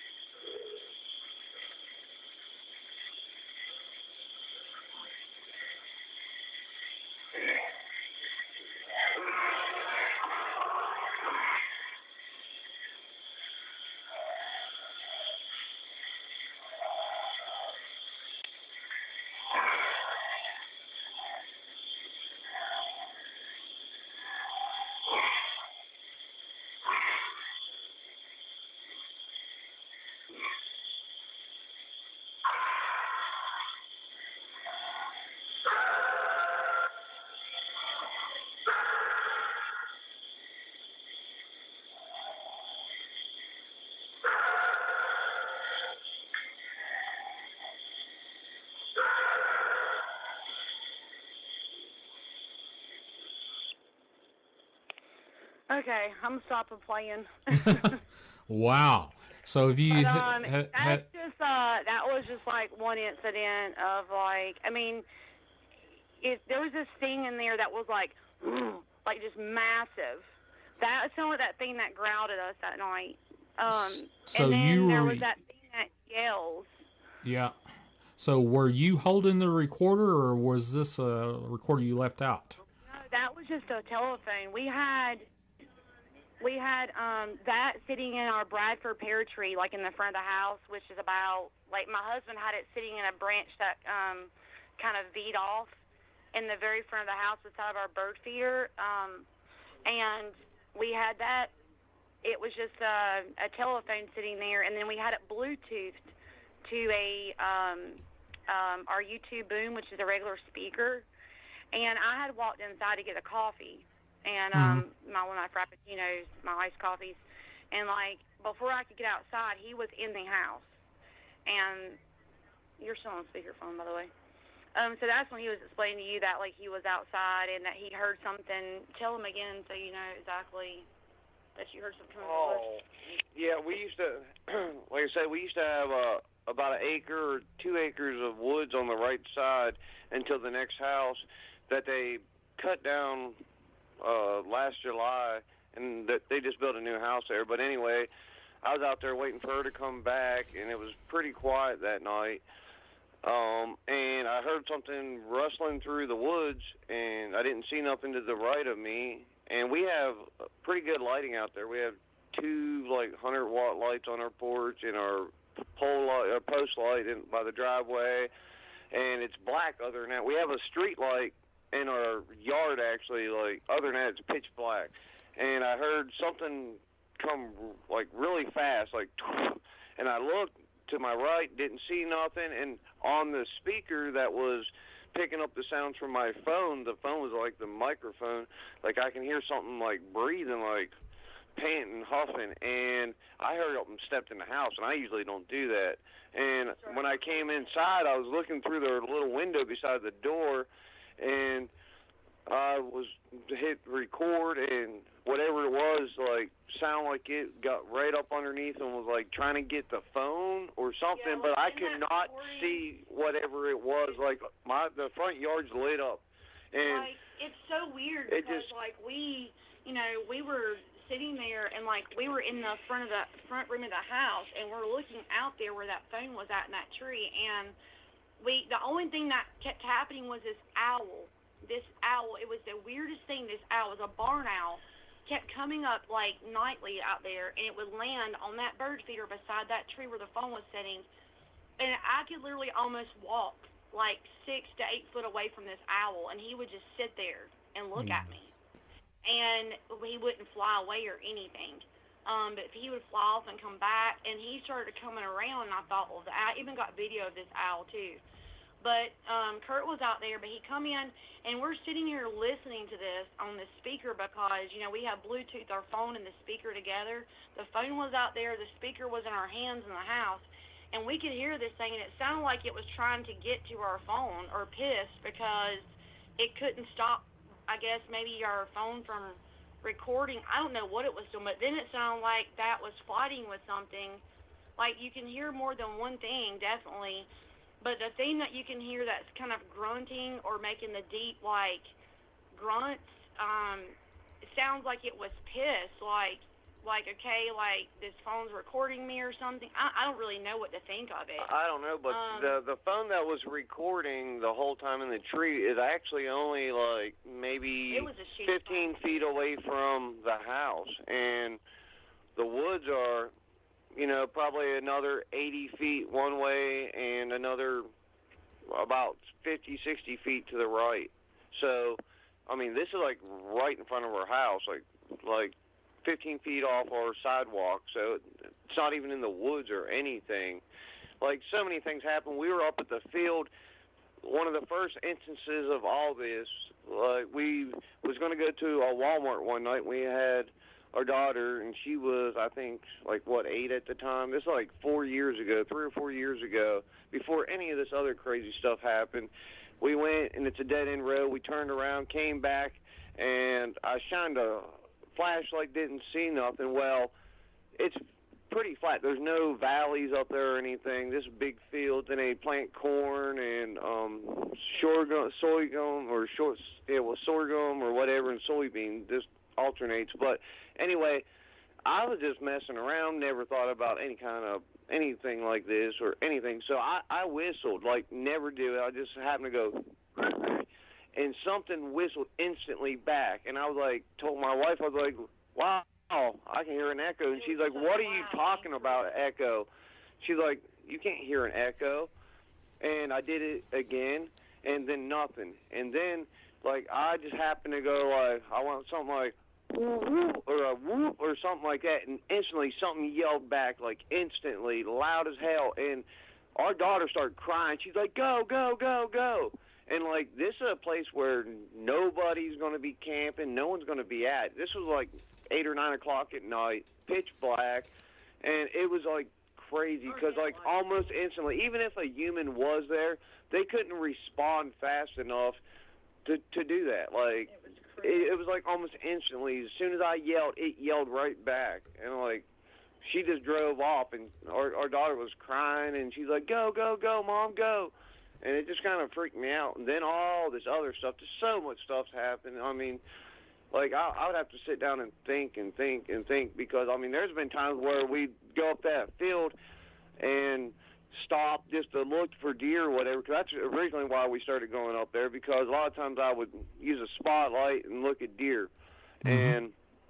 And then all this other stuff started happening after that. But, like, there's so many times we're up there, and there's another field about a mile away from here, and we'd seen some crazy stuff up there too, but for some reason it looked like car brake lights about maybe 10 feet off the ground. The woods start on the other side of this field about 500 yards, and this happened at least 4 or 5 times at that spot that I can remember, and about 10 to 15 feet off the ground of my view, 2 red lights, sometimes 1, would just light up out of nowhere, and they'd be moving, like, super fast. And you'd see them, like, lit up, and they'd always go from left to right, lit up, and they would go maybe 30 to 50 yards, and, like, but going, like, 100 miles an hour, like light up, boom, and just kind of like fade out, gone. And nothing could go through them trees like that. I mean, it's just full of trees, big oak trees and everything else. So I don't know what that is.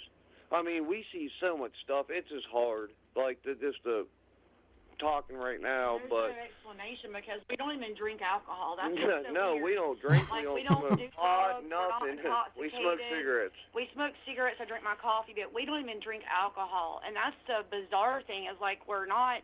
I know I'm not hallucinating, and my husband's not. We're not crazy. Like we're not intoxicated when we're seeing things like this.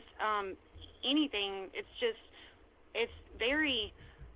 I don't know how to explain. You know. And when I say, like, I was the one who was, like, when this first started happening, I was like, you know, there was literally, and I have photos, but there was a tunnel. Like, when I say a tunnel, it wasn't just, like, it was, like, a woven tunnel of, like, just, like, if you took like, hundreds of branches and, like, wove them, it was all on the ground, on the sides, like built walls on the ground, right beside of our house, in the back where that thing yelled. That night we had the dogs out, so woo, like a guy at a football game hyped up. And I looked around thinking there was a human in my yard, and I realized there wasn't somebody, but it was back there, and it went in and curved around, and there was this thing that like a gigantic, if anybody has ever seen like a hand-woven basket, it looked like a huge nest, like something like an ostrich would sit in, like a nest. And I'm like, it was the weirdest. There was a bag of chicken leg quarters, but there was nothing in the bag like what chicken leg quarters would come in. That used to be like $5 or $6 per bag. That has like the thigh and the leg, that's one solid piece. That there was like food products that like something was dragging that in that location. But at this time, I was like, I was this person who did not believe in anything but what was like known. Or what I knew or seemed logical. Like, I was like, there has to be an explanation. I'm asking my husband, do deer do this? Do bear do this? Do we, mountain lions? Like, and we don't even live in an area that has bear, or there might be black bear a little far west of us, on up in the more mountainous terrain. But, I'm thinking of, like, all possibilities, and I could not, it just would not, nothing I would think of would make any sense. I mean, I had literally no options but to turn to the more, things that was beyond my comfort zone, like, the paranormal, the bigfoot, Dogman. And when I say Dogman, when I first, my husband laughs now, but, like, I had people messaging me saying, I think you might have, like, a Dogman at your house, because when I was on these lives, people would say, your tree looks like it's alive in your front yard. And I'm like, what the hell are they saying? I'm like, I don't see nothing. But they were sending me screenshots, and I'm like, I don't see anything. But, people were saying, well, maybe I think you have Dogman. And I was like, okay, now, like, I've done turned to Bigfoot, but now you're saying Dogman? Like, that's like, okay, it's getting too far. But now that I look back at things, like, I'm not even really, like, I'm not, opposed to, like, being open-minded anymore because of all that's happened. It's like opened my mind to the what ifs, or and I'm not, when I was really closed-minded to all this stuff. And the difference is, like, we don't really want to be like known, and I don't want people like like us sharing like our stuff.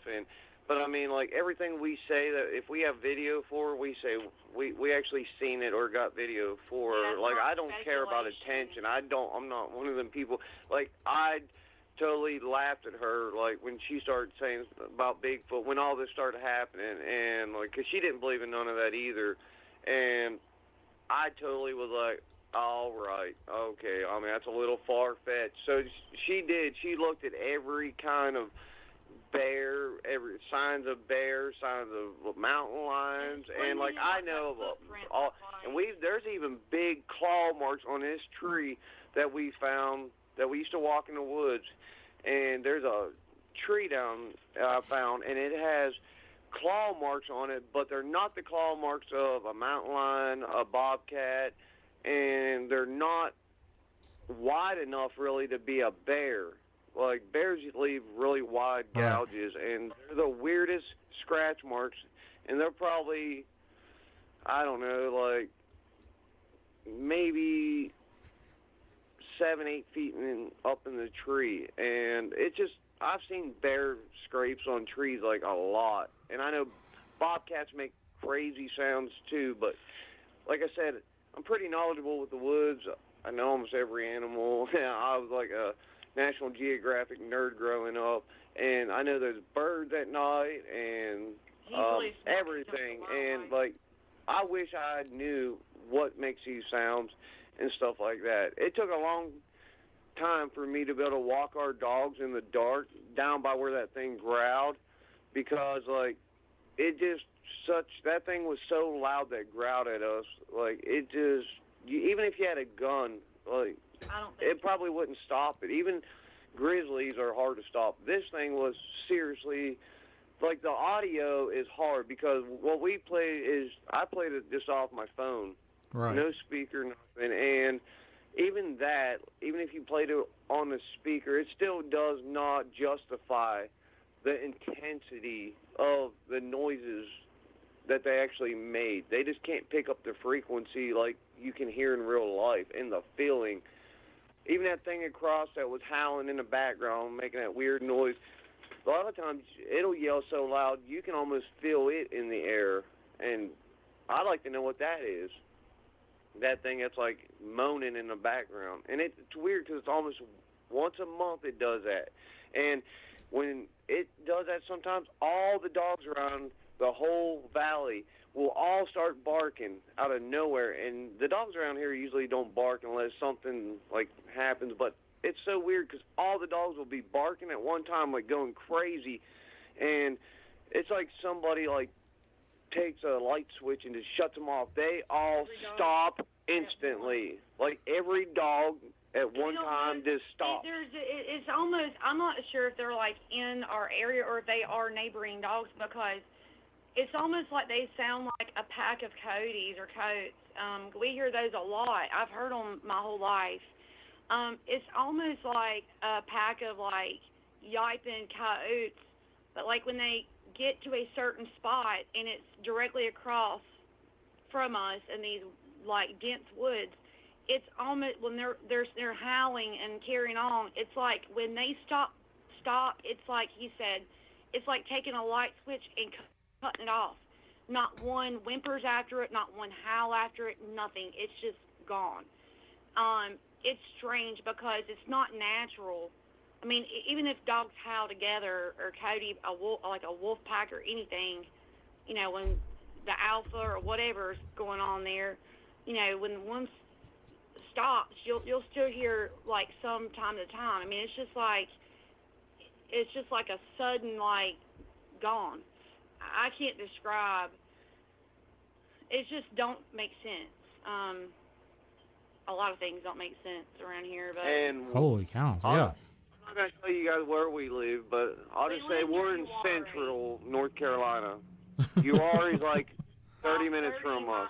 13 and I didn't even know Uwharrie had like all these like things going on with Bigfoot and like such a place until she got into all this and then research, and then we see like Uwharrie's like one of the biggest hot spots for like activities with like Bigfoot, UFO, like, and researchers. And I worked with a guy when all this started happening, and I was talking to him just about a couple things that happened, and he was telling me some stuff that happened to him at Uwharrie with people that was out there that looked like military, but I'm pretty sure they're not military because I was military, and they're not really doing what he said they were doing. But anyway, I didn't even want to talk on this thing. If she called, that's all her, but I was just trying to give my 2 cents. It kind of feels good to like be able to talk without having to, like, I guess. We don't even tell people we know because I don't want to feel like some crazy. or like some tweaker, like, oh, they're twacked out on something or they're psychotic. So I mean, it's a feeling, like, kind of like, you know. Because I would think somebody's like crazy or just like pulling my leg. Like, if somebody just randomly like, oh yeah, this happened to me and all this crazy yell, I'm like, okay. you need help, or You know, if I had never experienced this, I would seriously think that, like, if somebody was talking to me, I'd be like, okay, like, you know. But Well, I really, like... That audio, I would definitely be upgrading whatever I had as a lead projectile thrower.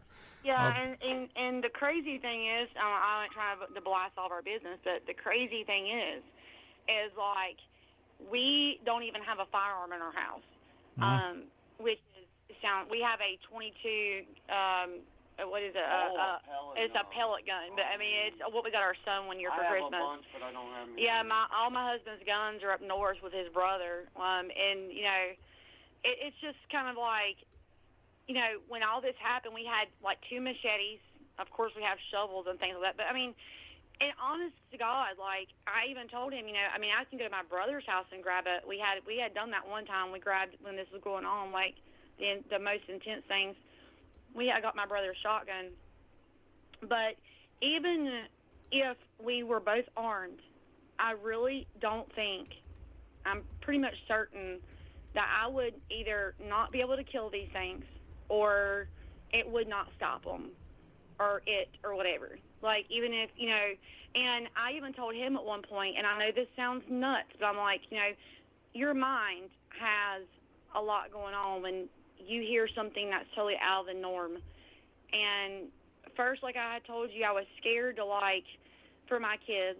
I didn't know what to do. I didn't know what I was up against. I didn't know what was here. I didn't know if I could kill something, if it was going to kill me or my children, if it was going to come in our house, what they're capable of, if they can, I mean, you don't never know. And then I'm like, you know, there's just a whole array of things. And then you're thinking, well, you don't want to cause more attention on yourself. I don't want people walking around my property. I don't want, like, the government to be involved.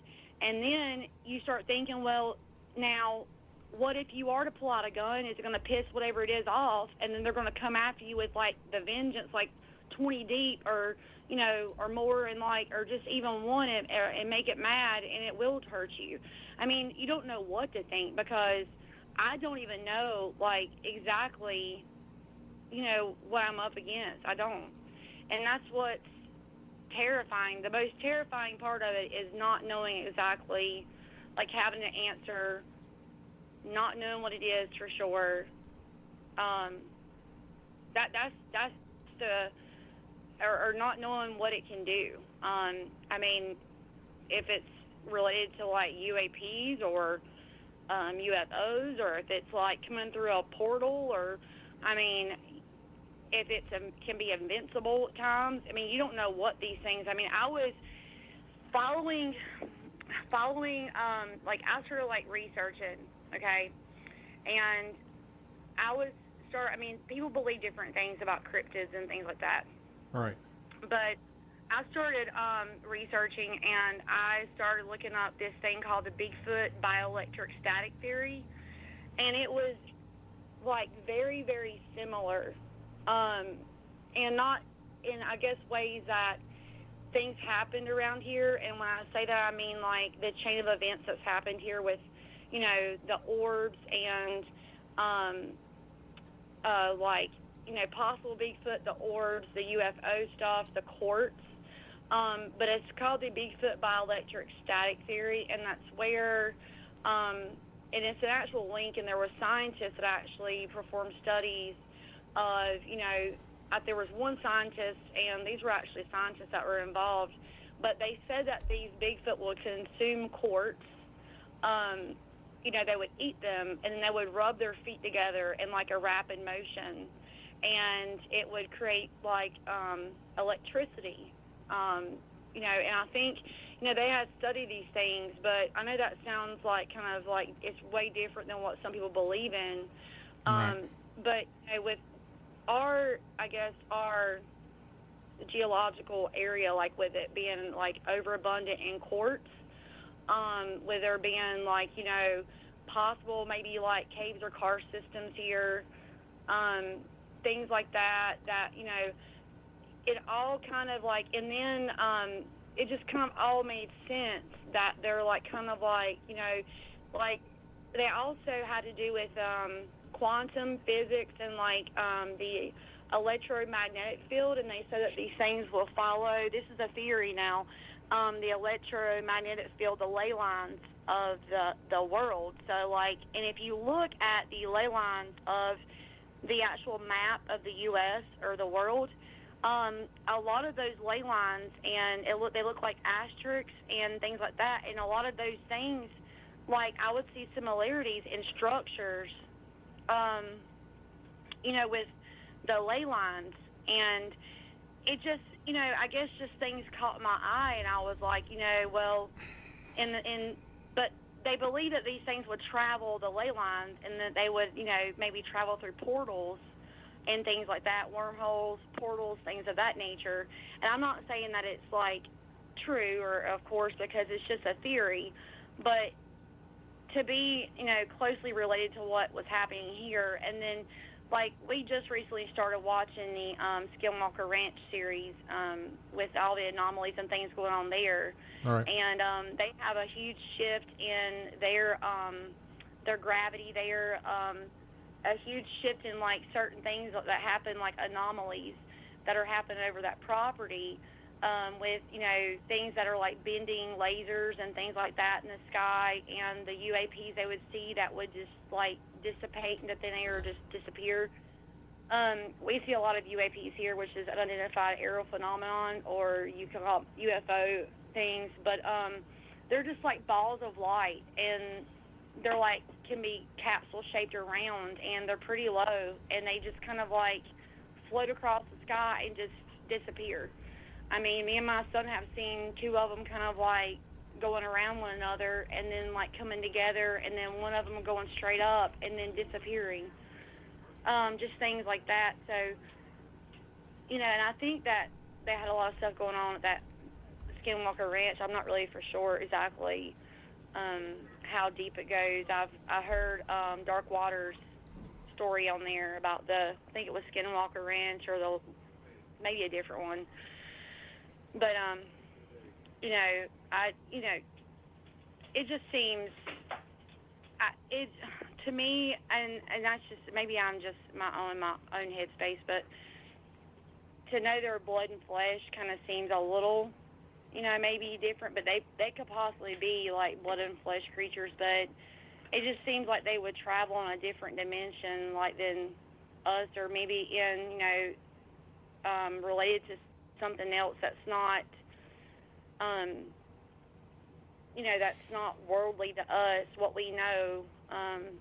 And, what really got me is whenever we had, like I said, we were on live stream, and then I captured them, like, running across my camera, and I heard, and, you can hear before you can see, like, sound travels faster than the eye, if I'm not mistaken, but I heard this thud, and I said, I'm getting out of here, because the thud I heard, and then the feeling, I told, my husband, I was like, I'm getting out of here.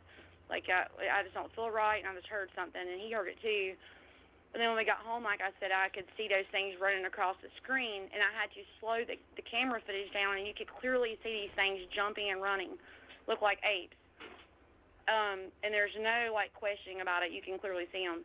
But you have to slow the camera down to even, and now, mind you, I didn't see nothing with my eyes. And that was what is very unique about it, because, it was almost like I couldn't see, with my eyes, but then the camera picked it up.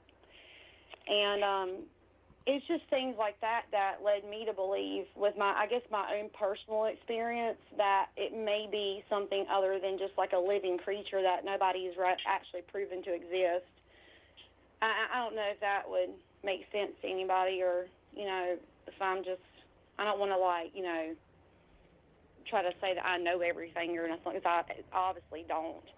But, that's just my, I guess, beliefs, or based on what I've, kind of lived through and dealt with. So how easily would it get an invite to your Facebook private group? It depends. Like, I haven't been on there for a while.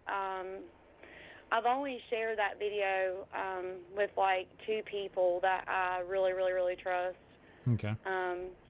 But you know, it just, I don't really.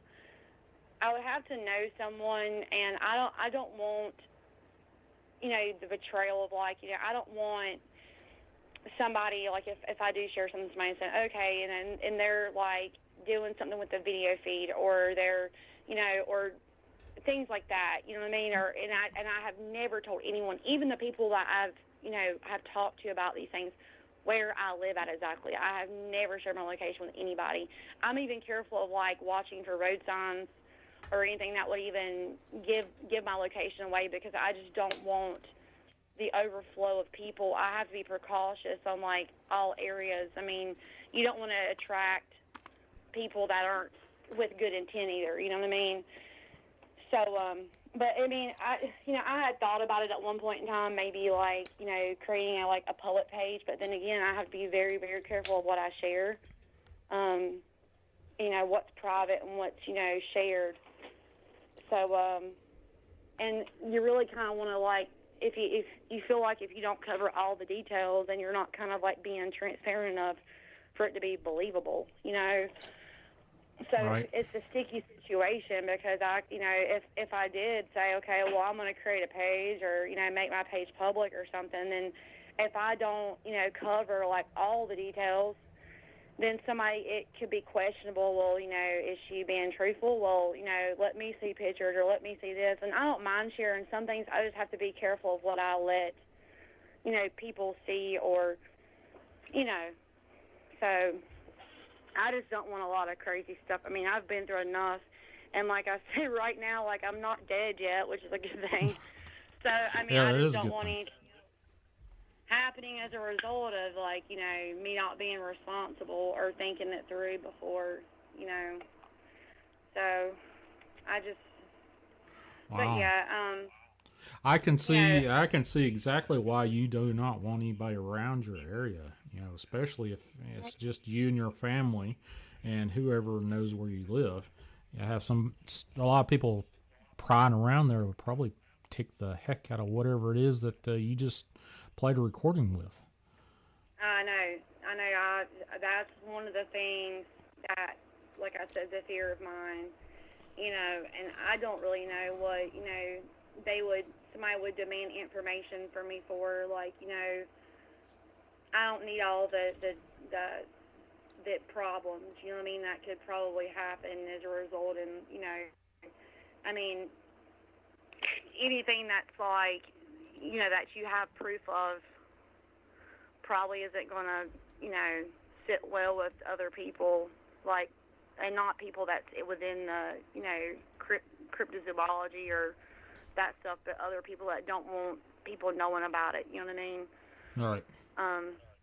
You know, I think a lot of things are covered up. I really do. I think there's a lot of things that they just now recently, you know, declassify things about UAPs or UFOs.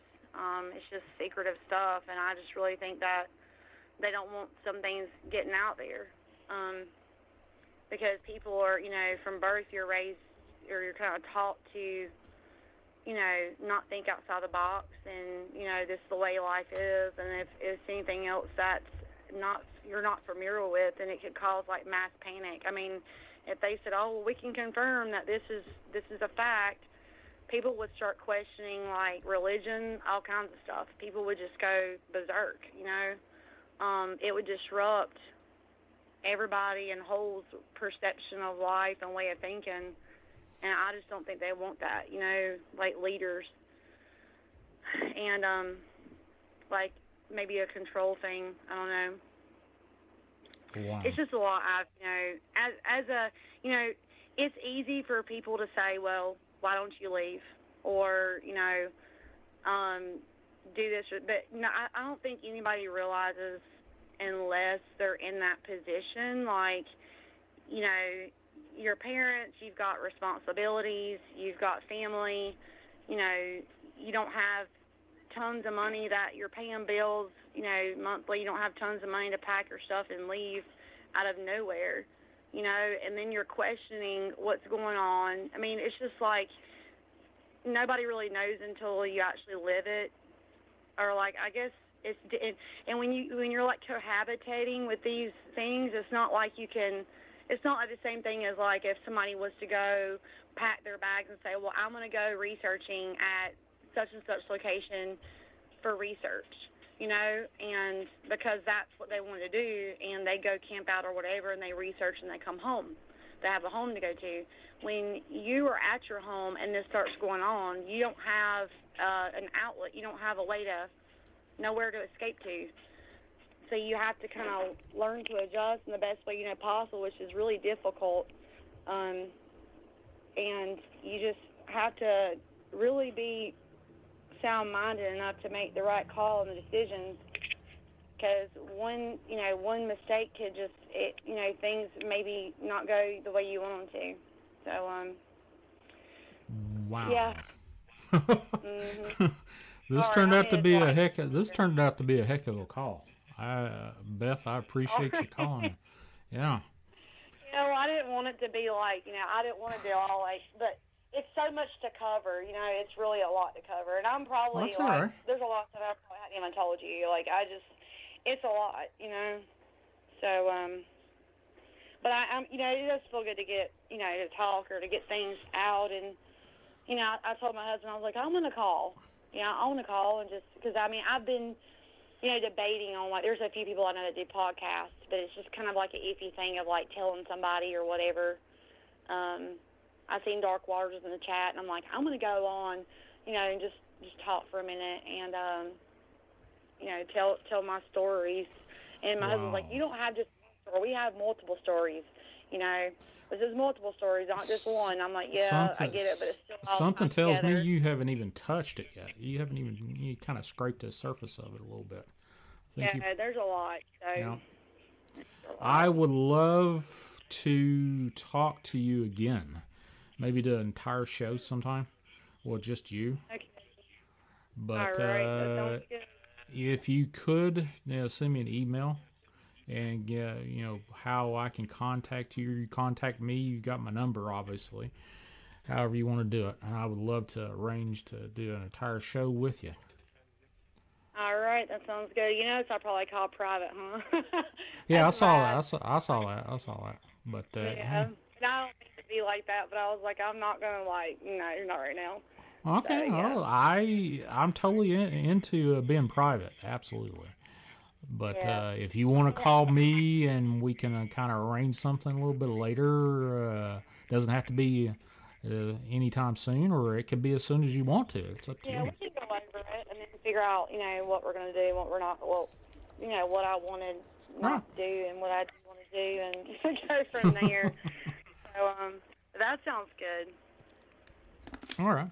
And it's, all righty, well, it's good talking to you. Well, Beth, thank you so much. I was, I'm like, wow. I'm glad I just let you talk. I'm glad. This is the reason, folks. I allow people to talk. I get a little guff every once in a while, letting people just keeping on, and this is the reason why. Let it get out. Let them get off the chest. Let it get people talk about what's going on with them. So. Beth, I appreciate it. This is amazing stories you have. I honestly, if I heard that kind of stuff out in my backyard, I would, I don't know.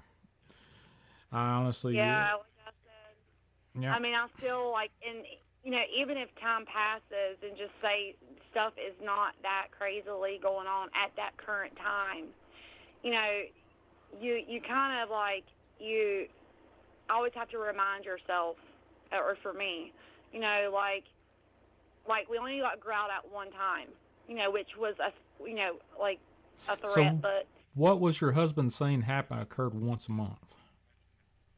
That loud yelling that you heard on the recording, the real loud howling off in the background, like the constant.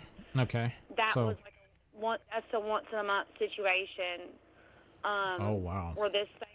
It's I don't know, what exactly it is, but I know where it's coming from, and I know that from miles, through that wooded area, it's nothing but woodland. There's nothing there but woods.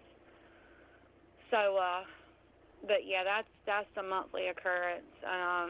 Are there any cave systems or anything like that through? Yeah, I think there is. Like, there's, like I said, like the terrain here, it's kind of mountainous, and then we live at the very bottom of a valley, like, and there's like a creek here. It's a decent-sized creek, and along that creek, it's, like I said, it has a sandy perimeter. It's kind of like in the creek, it's sand, and it's real rocky. And it goes, and there's some rock walls that are like 20 to 40 foot, and it goes around the bends.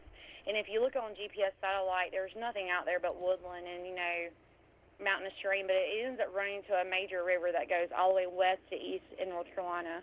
It runs all the way from the mountains all the way to the Cape Fear River Basin, which runs into the ocean. So, I mean, it's a big river, and that this creek runs to. And so, you know, I'm pretty sure there is, like, cave systems or car systems around here. Like, I've not been, like, looking for them, especially now since I've heard this.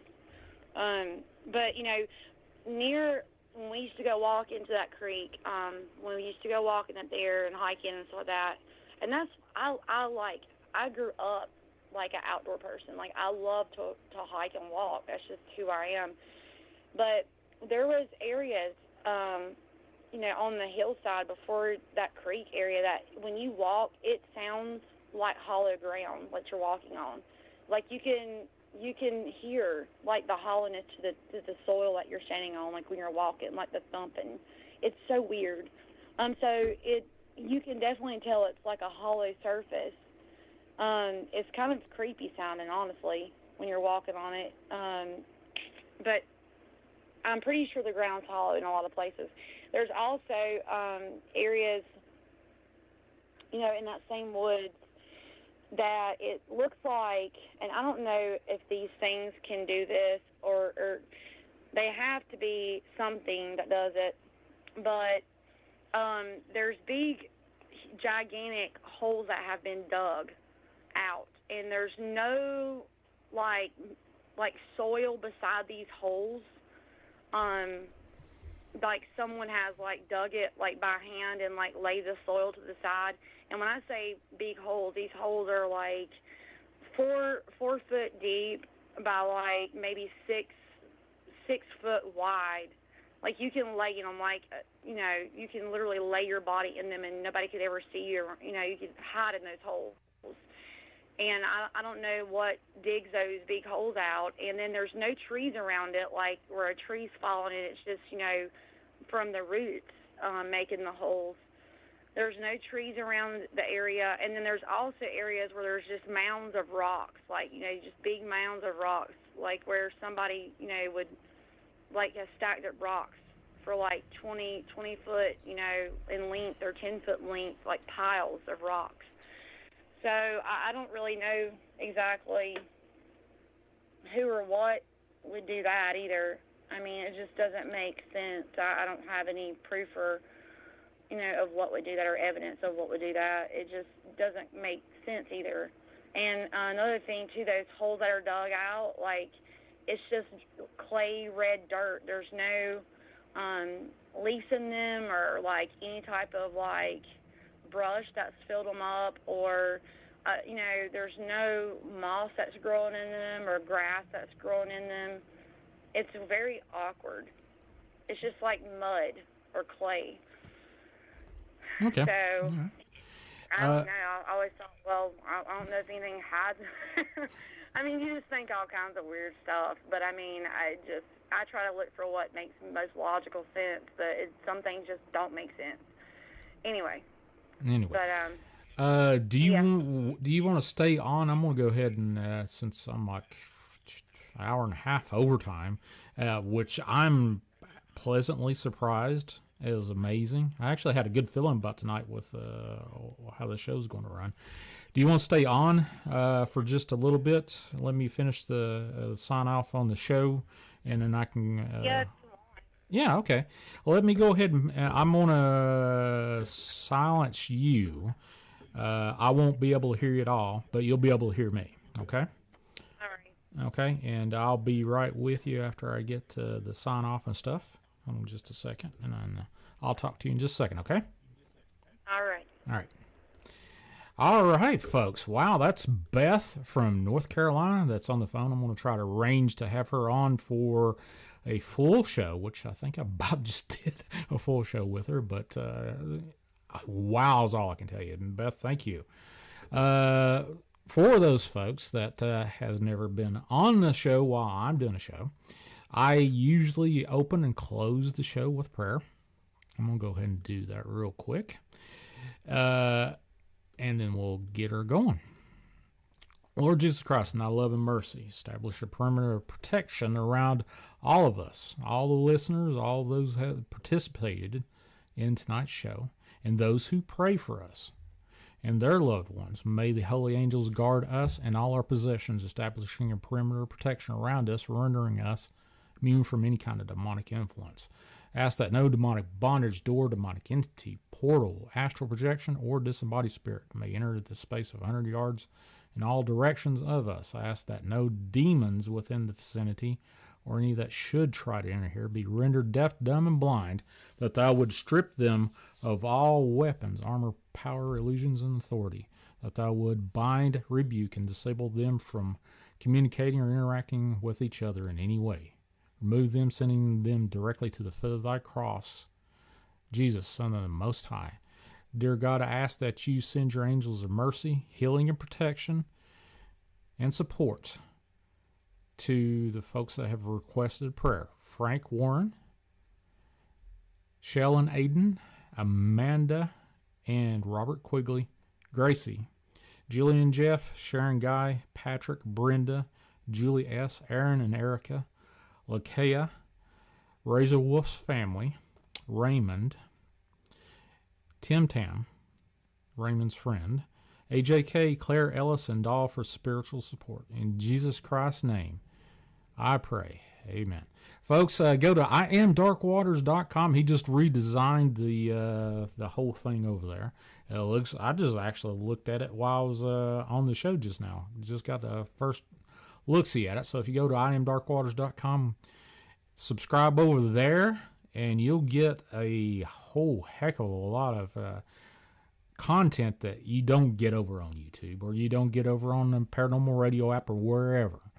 But go over to IamDarkWaters.com. If you want to reach out to me, Sean Graham at IamDarkWaters.com is my new email address, or you can call or text me, 931-994-6917. And folks, I appreciate every one of you. God bless y'all. And catch me over Wednesday on Chasing True Sean G on my YouTube channel. And here on the Paranormal Radio app, same bat time. No, same not bat time. I usually do it about 9 p.m. Eastern time, 8 p.m. Central, over there on Chasing the Truth, Sean G on Wednesdays. Or whenever I do get a wild hair, I'll just jump on or whatever. But God bless y'all. And keep it between the mayonnaise and the mustard, buddy. That's what I'm talking about. God bless you, and I'll see you guys next time. All right, let me go ahead and hit this stop thing, and I'll see you guys later.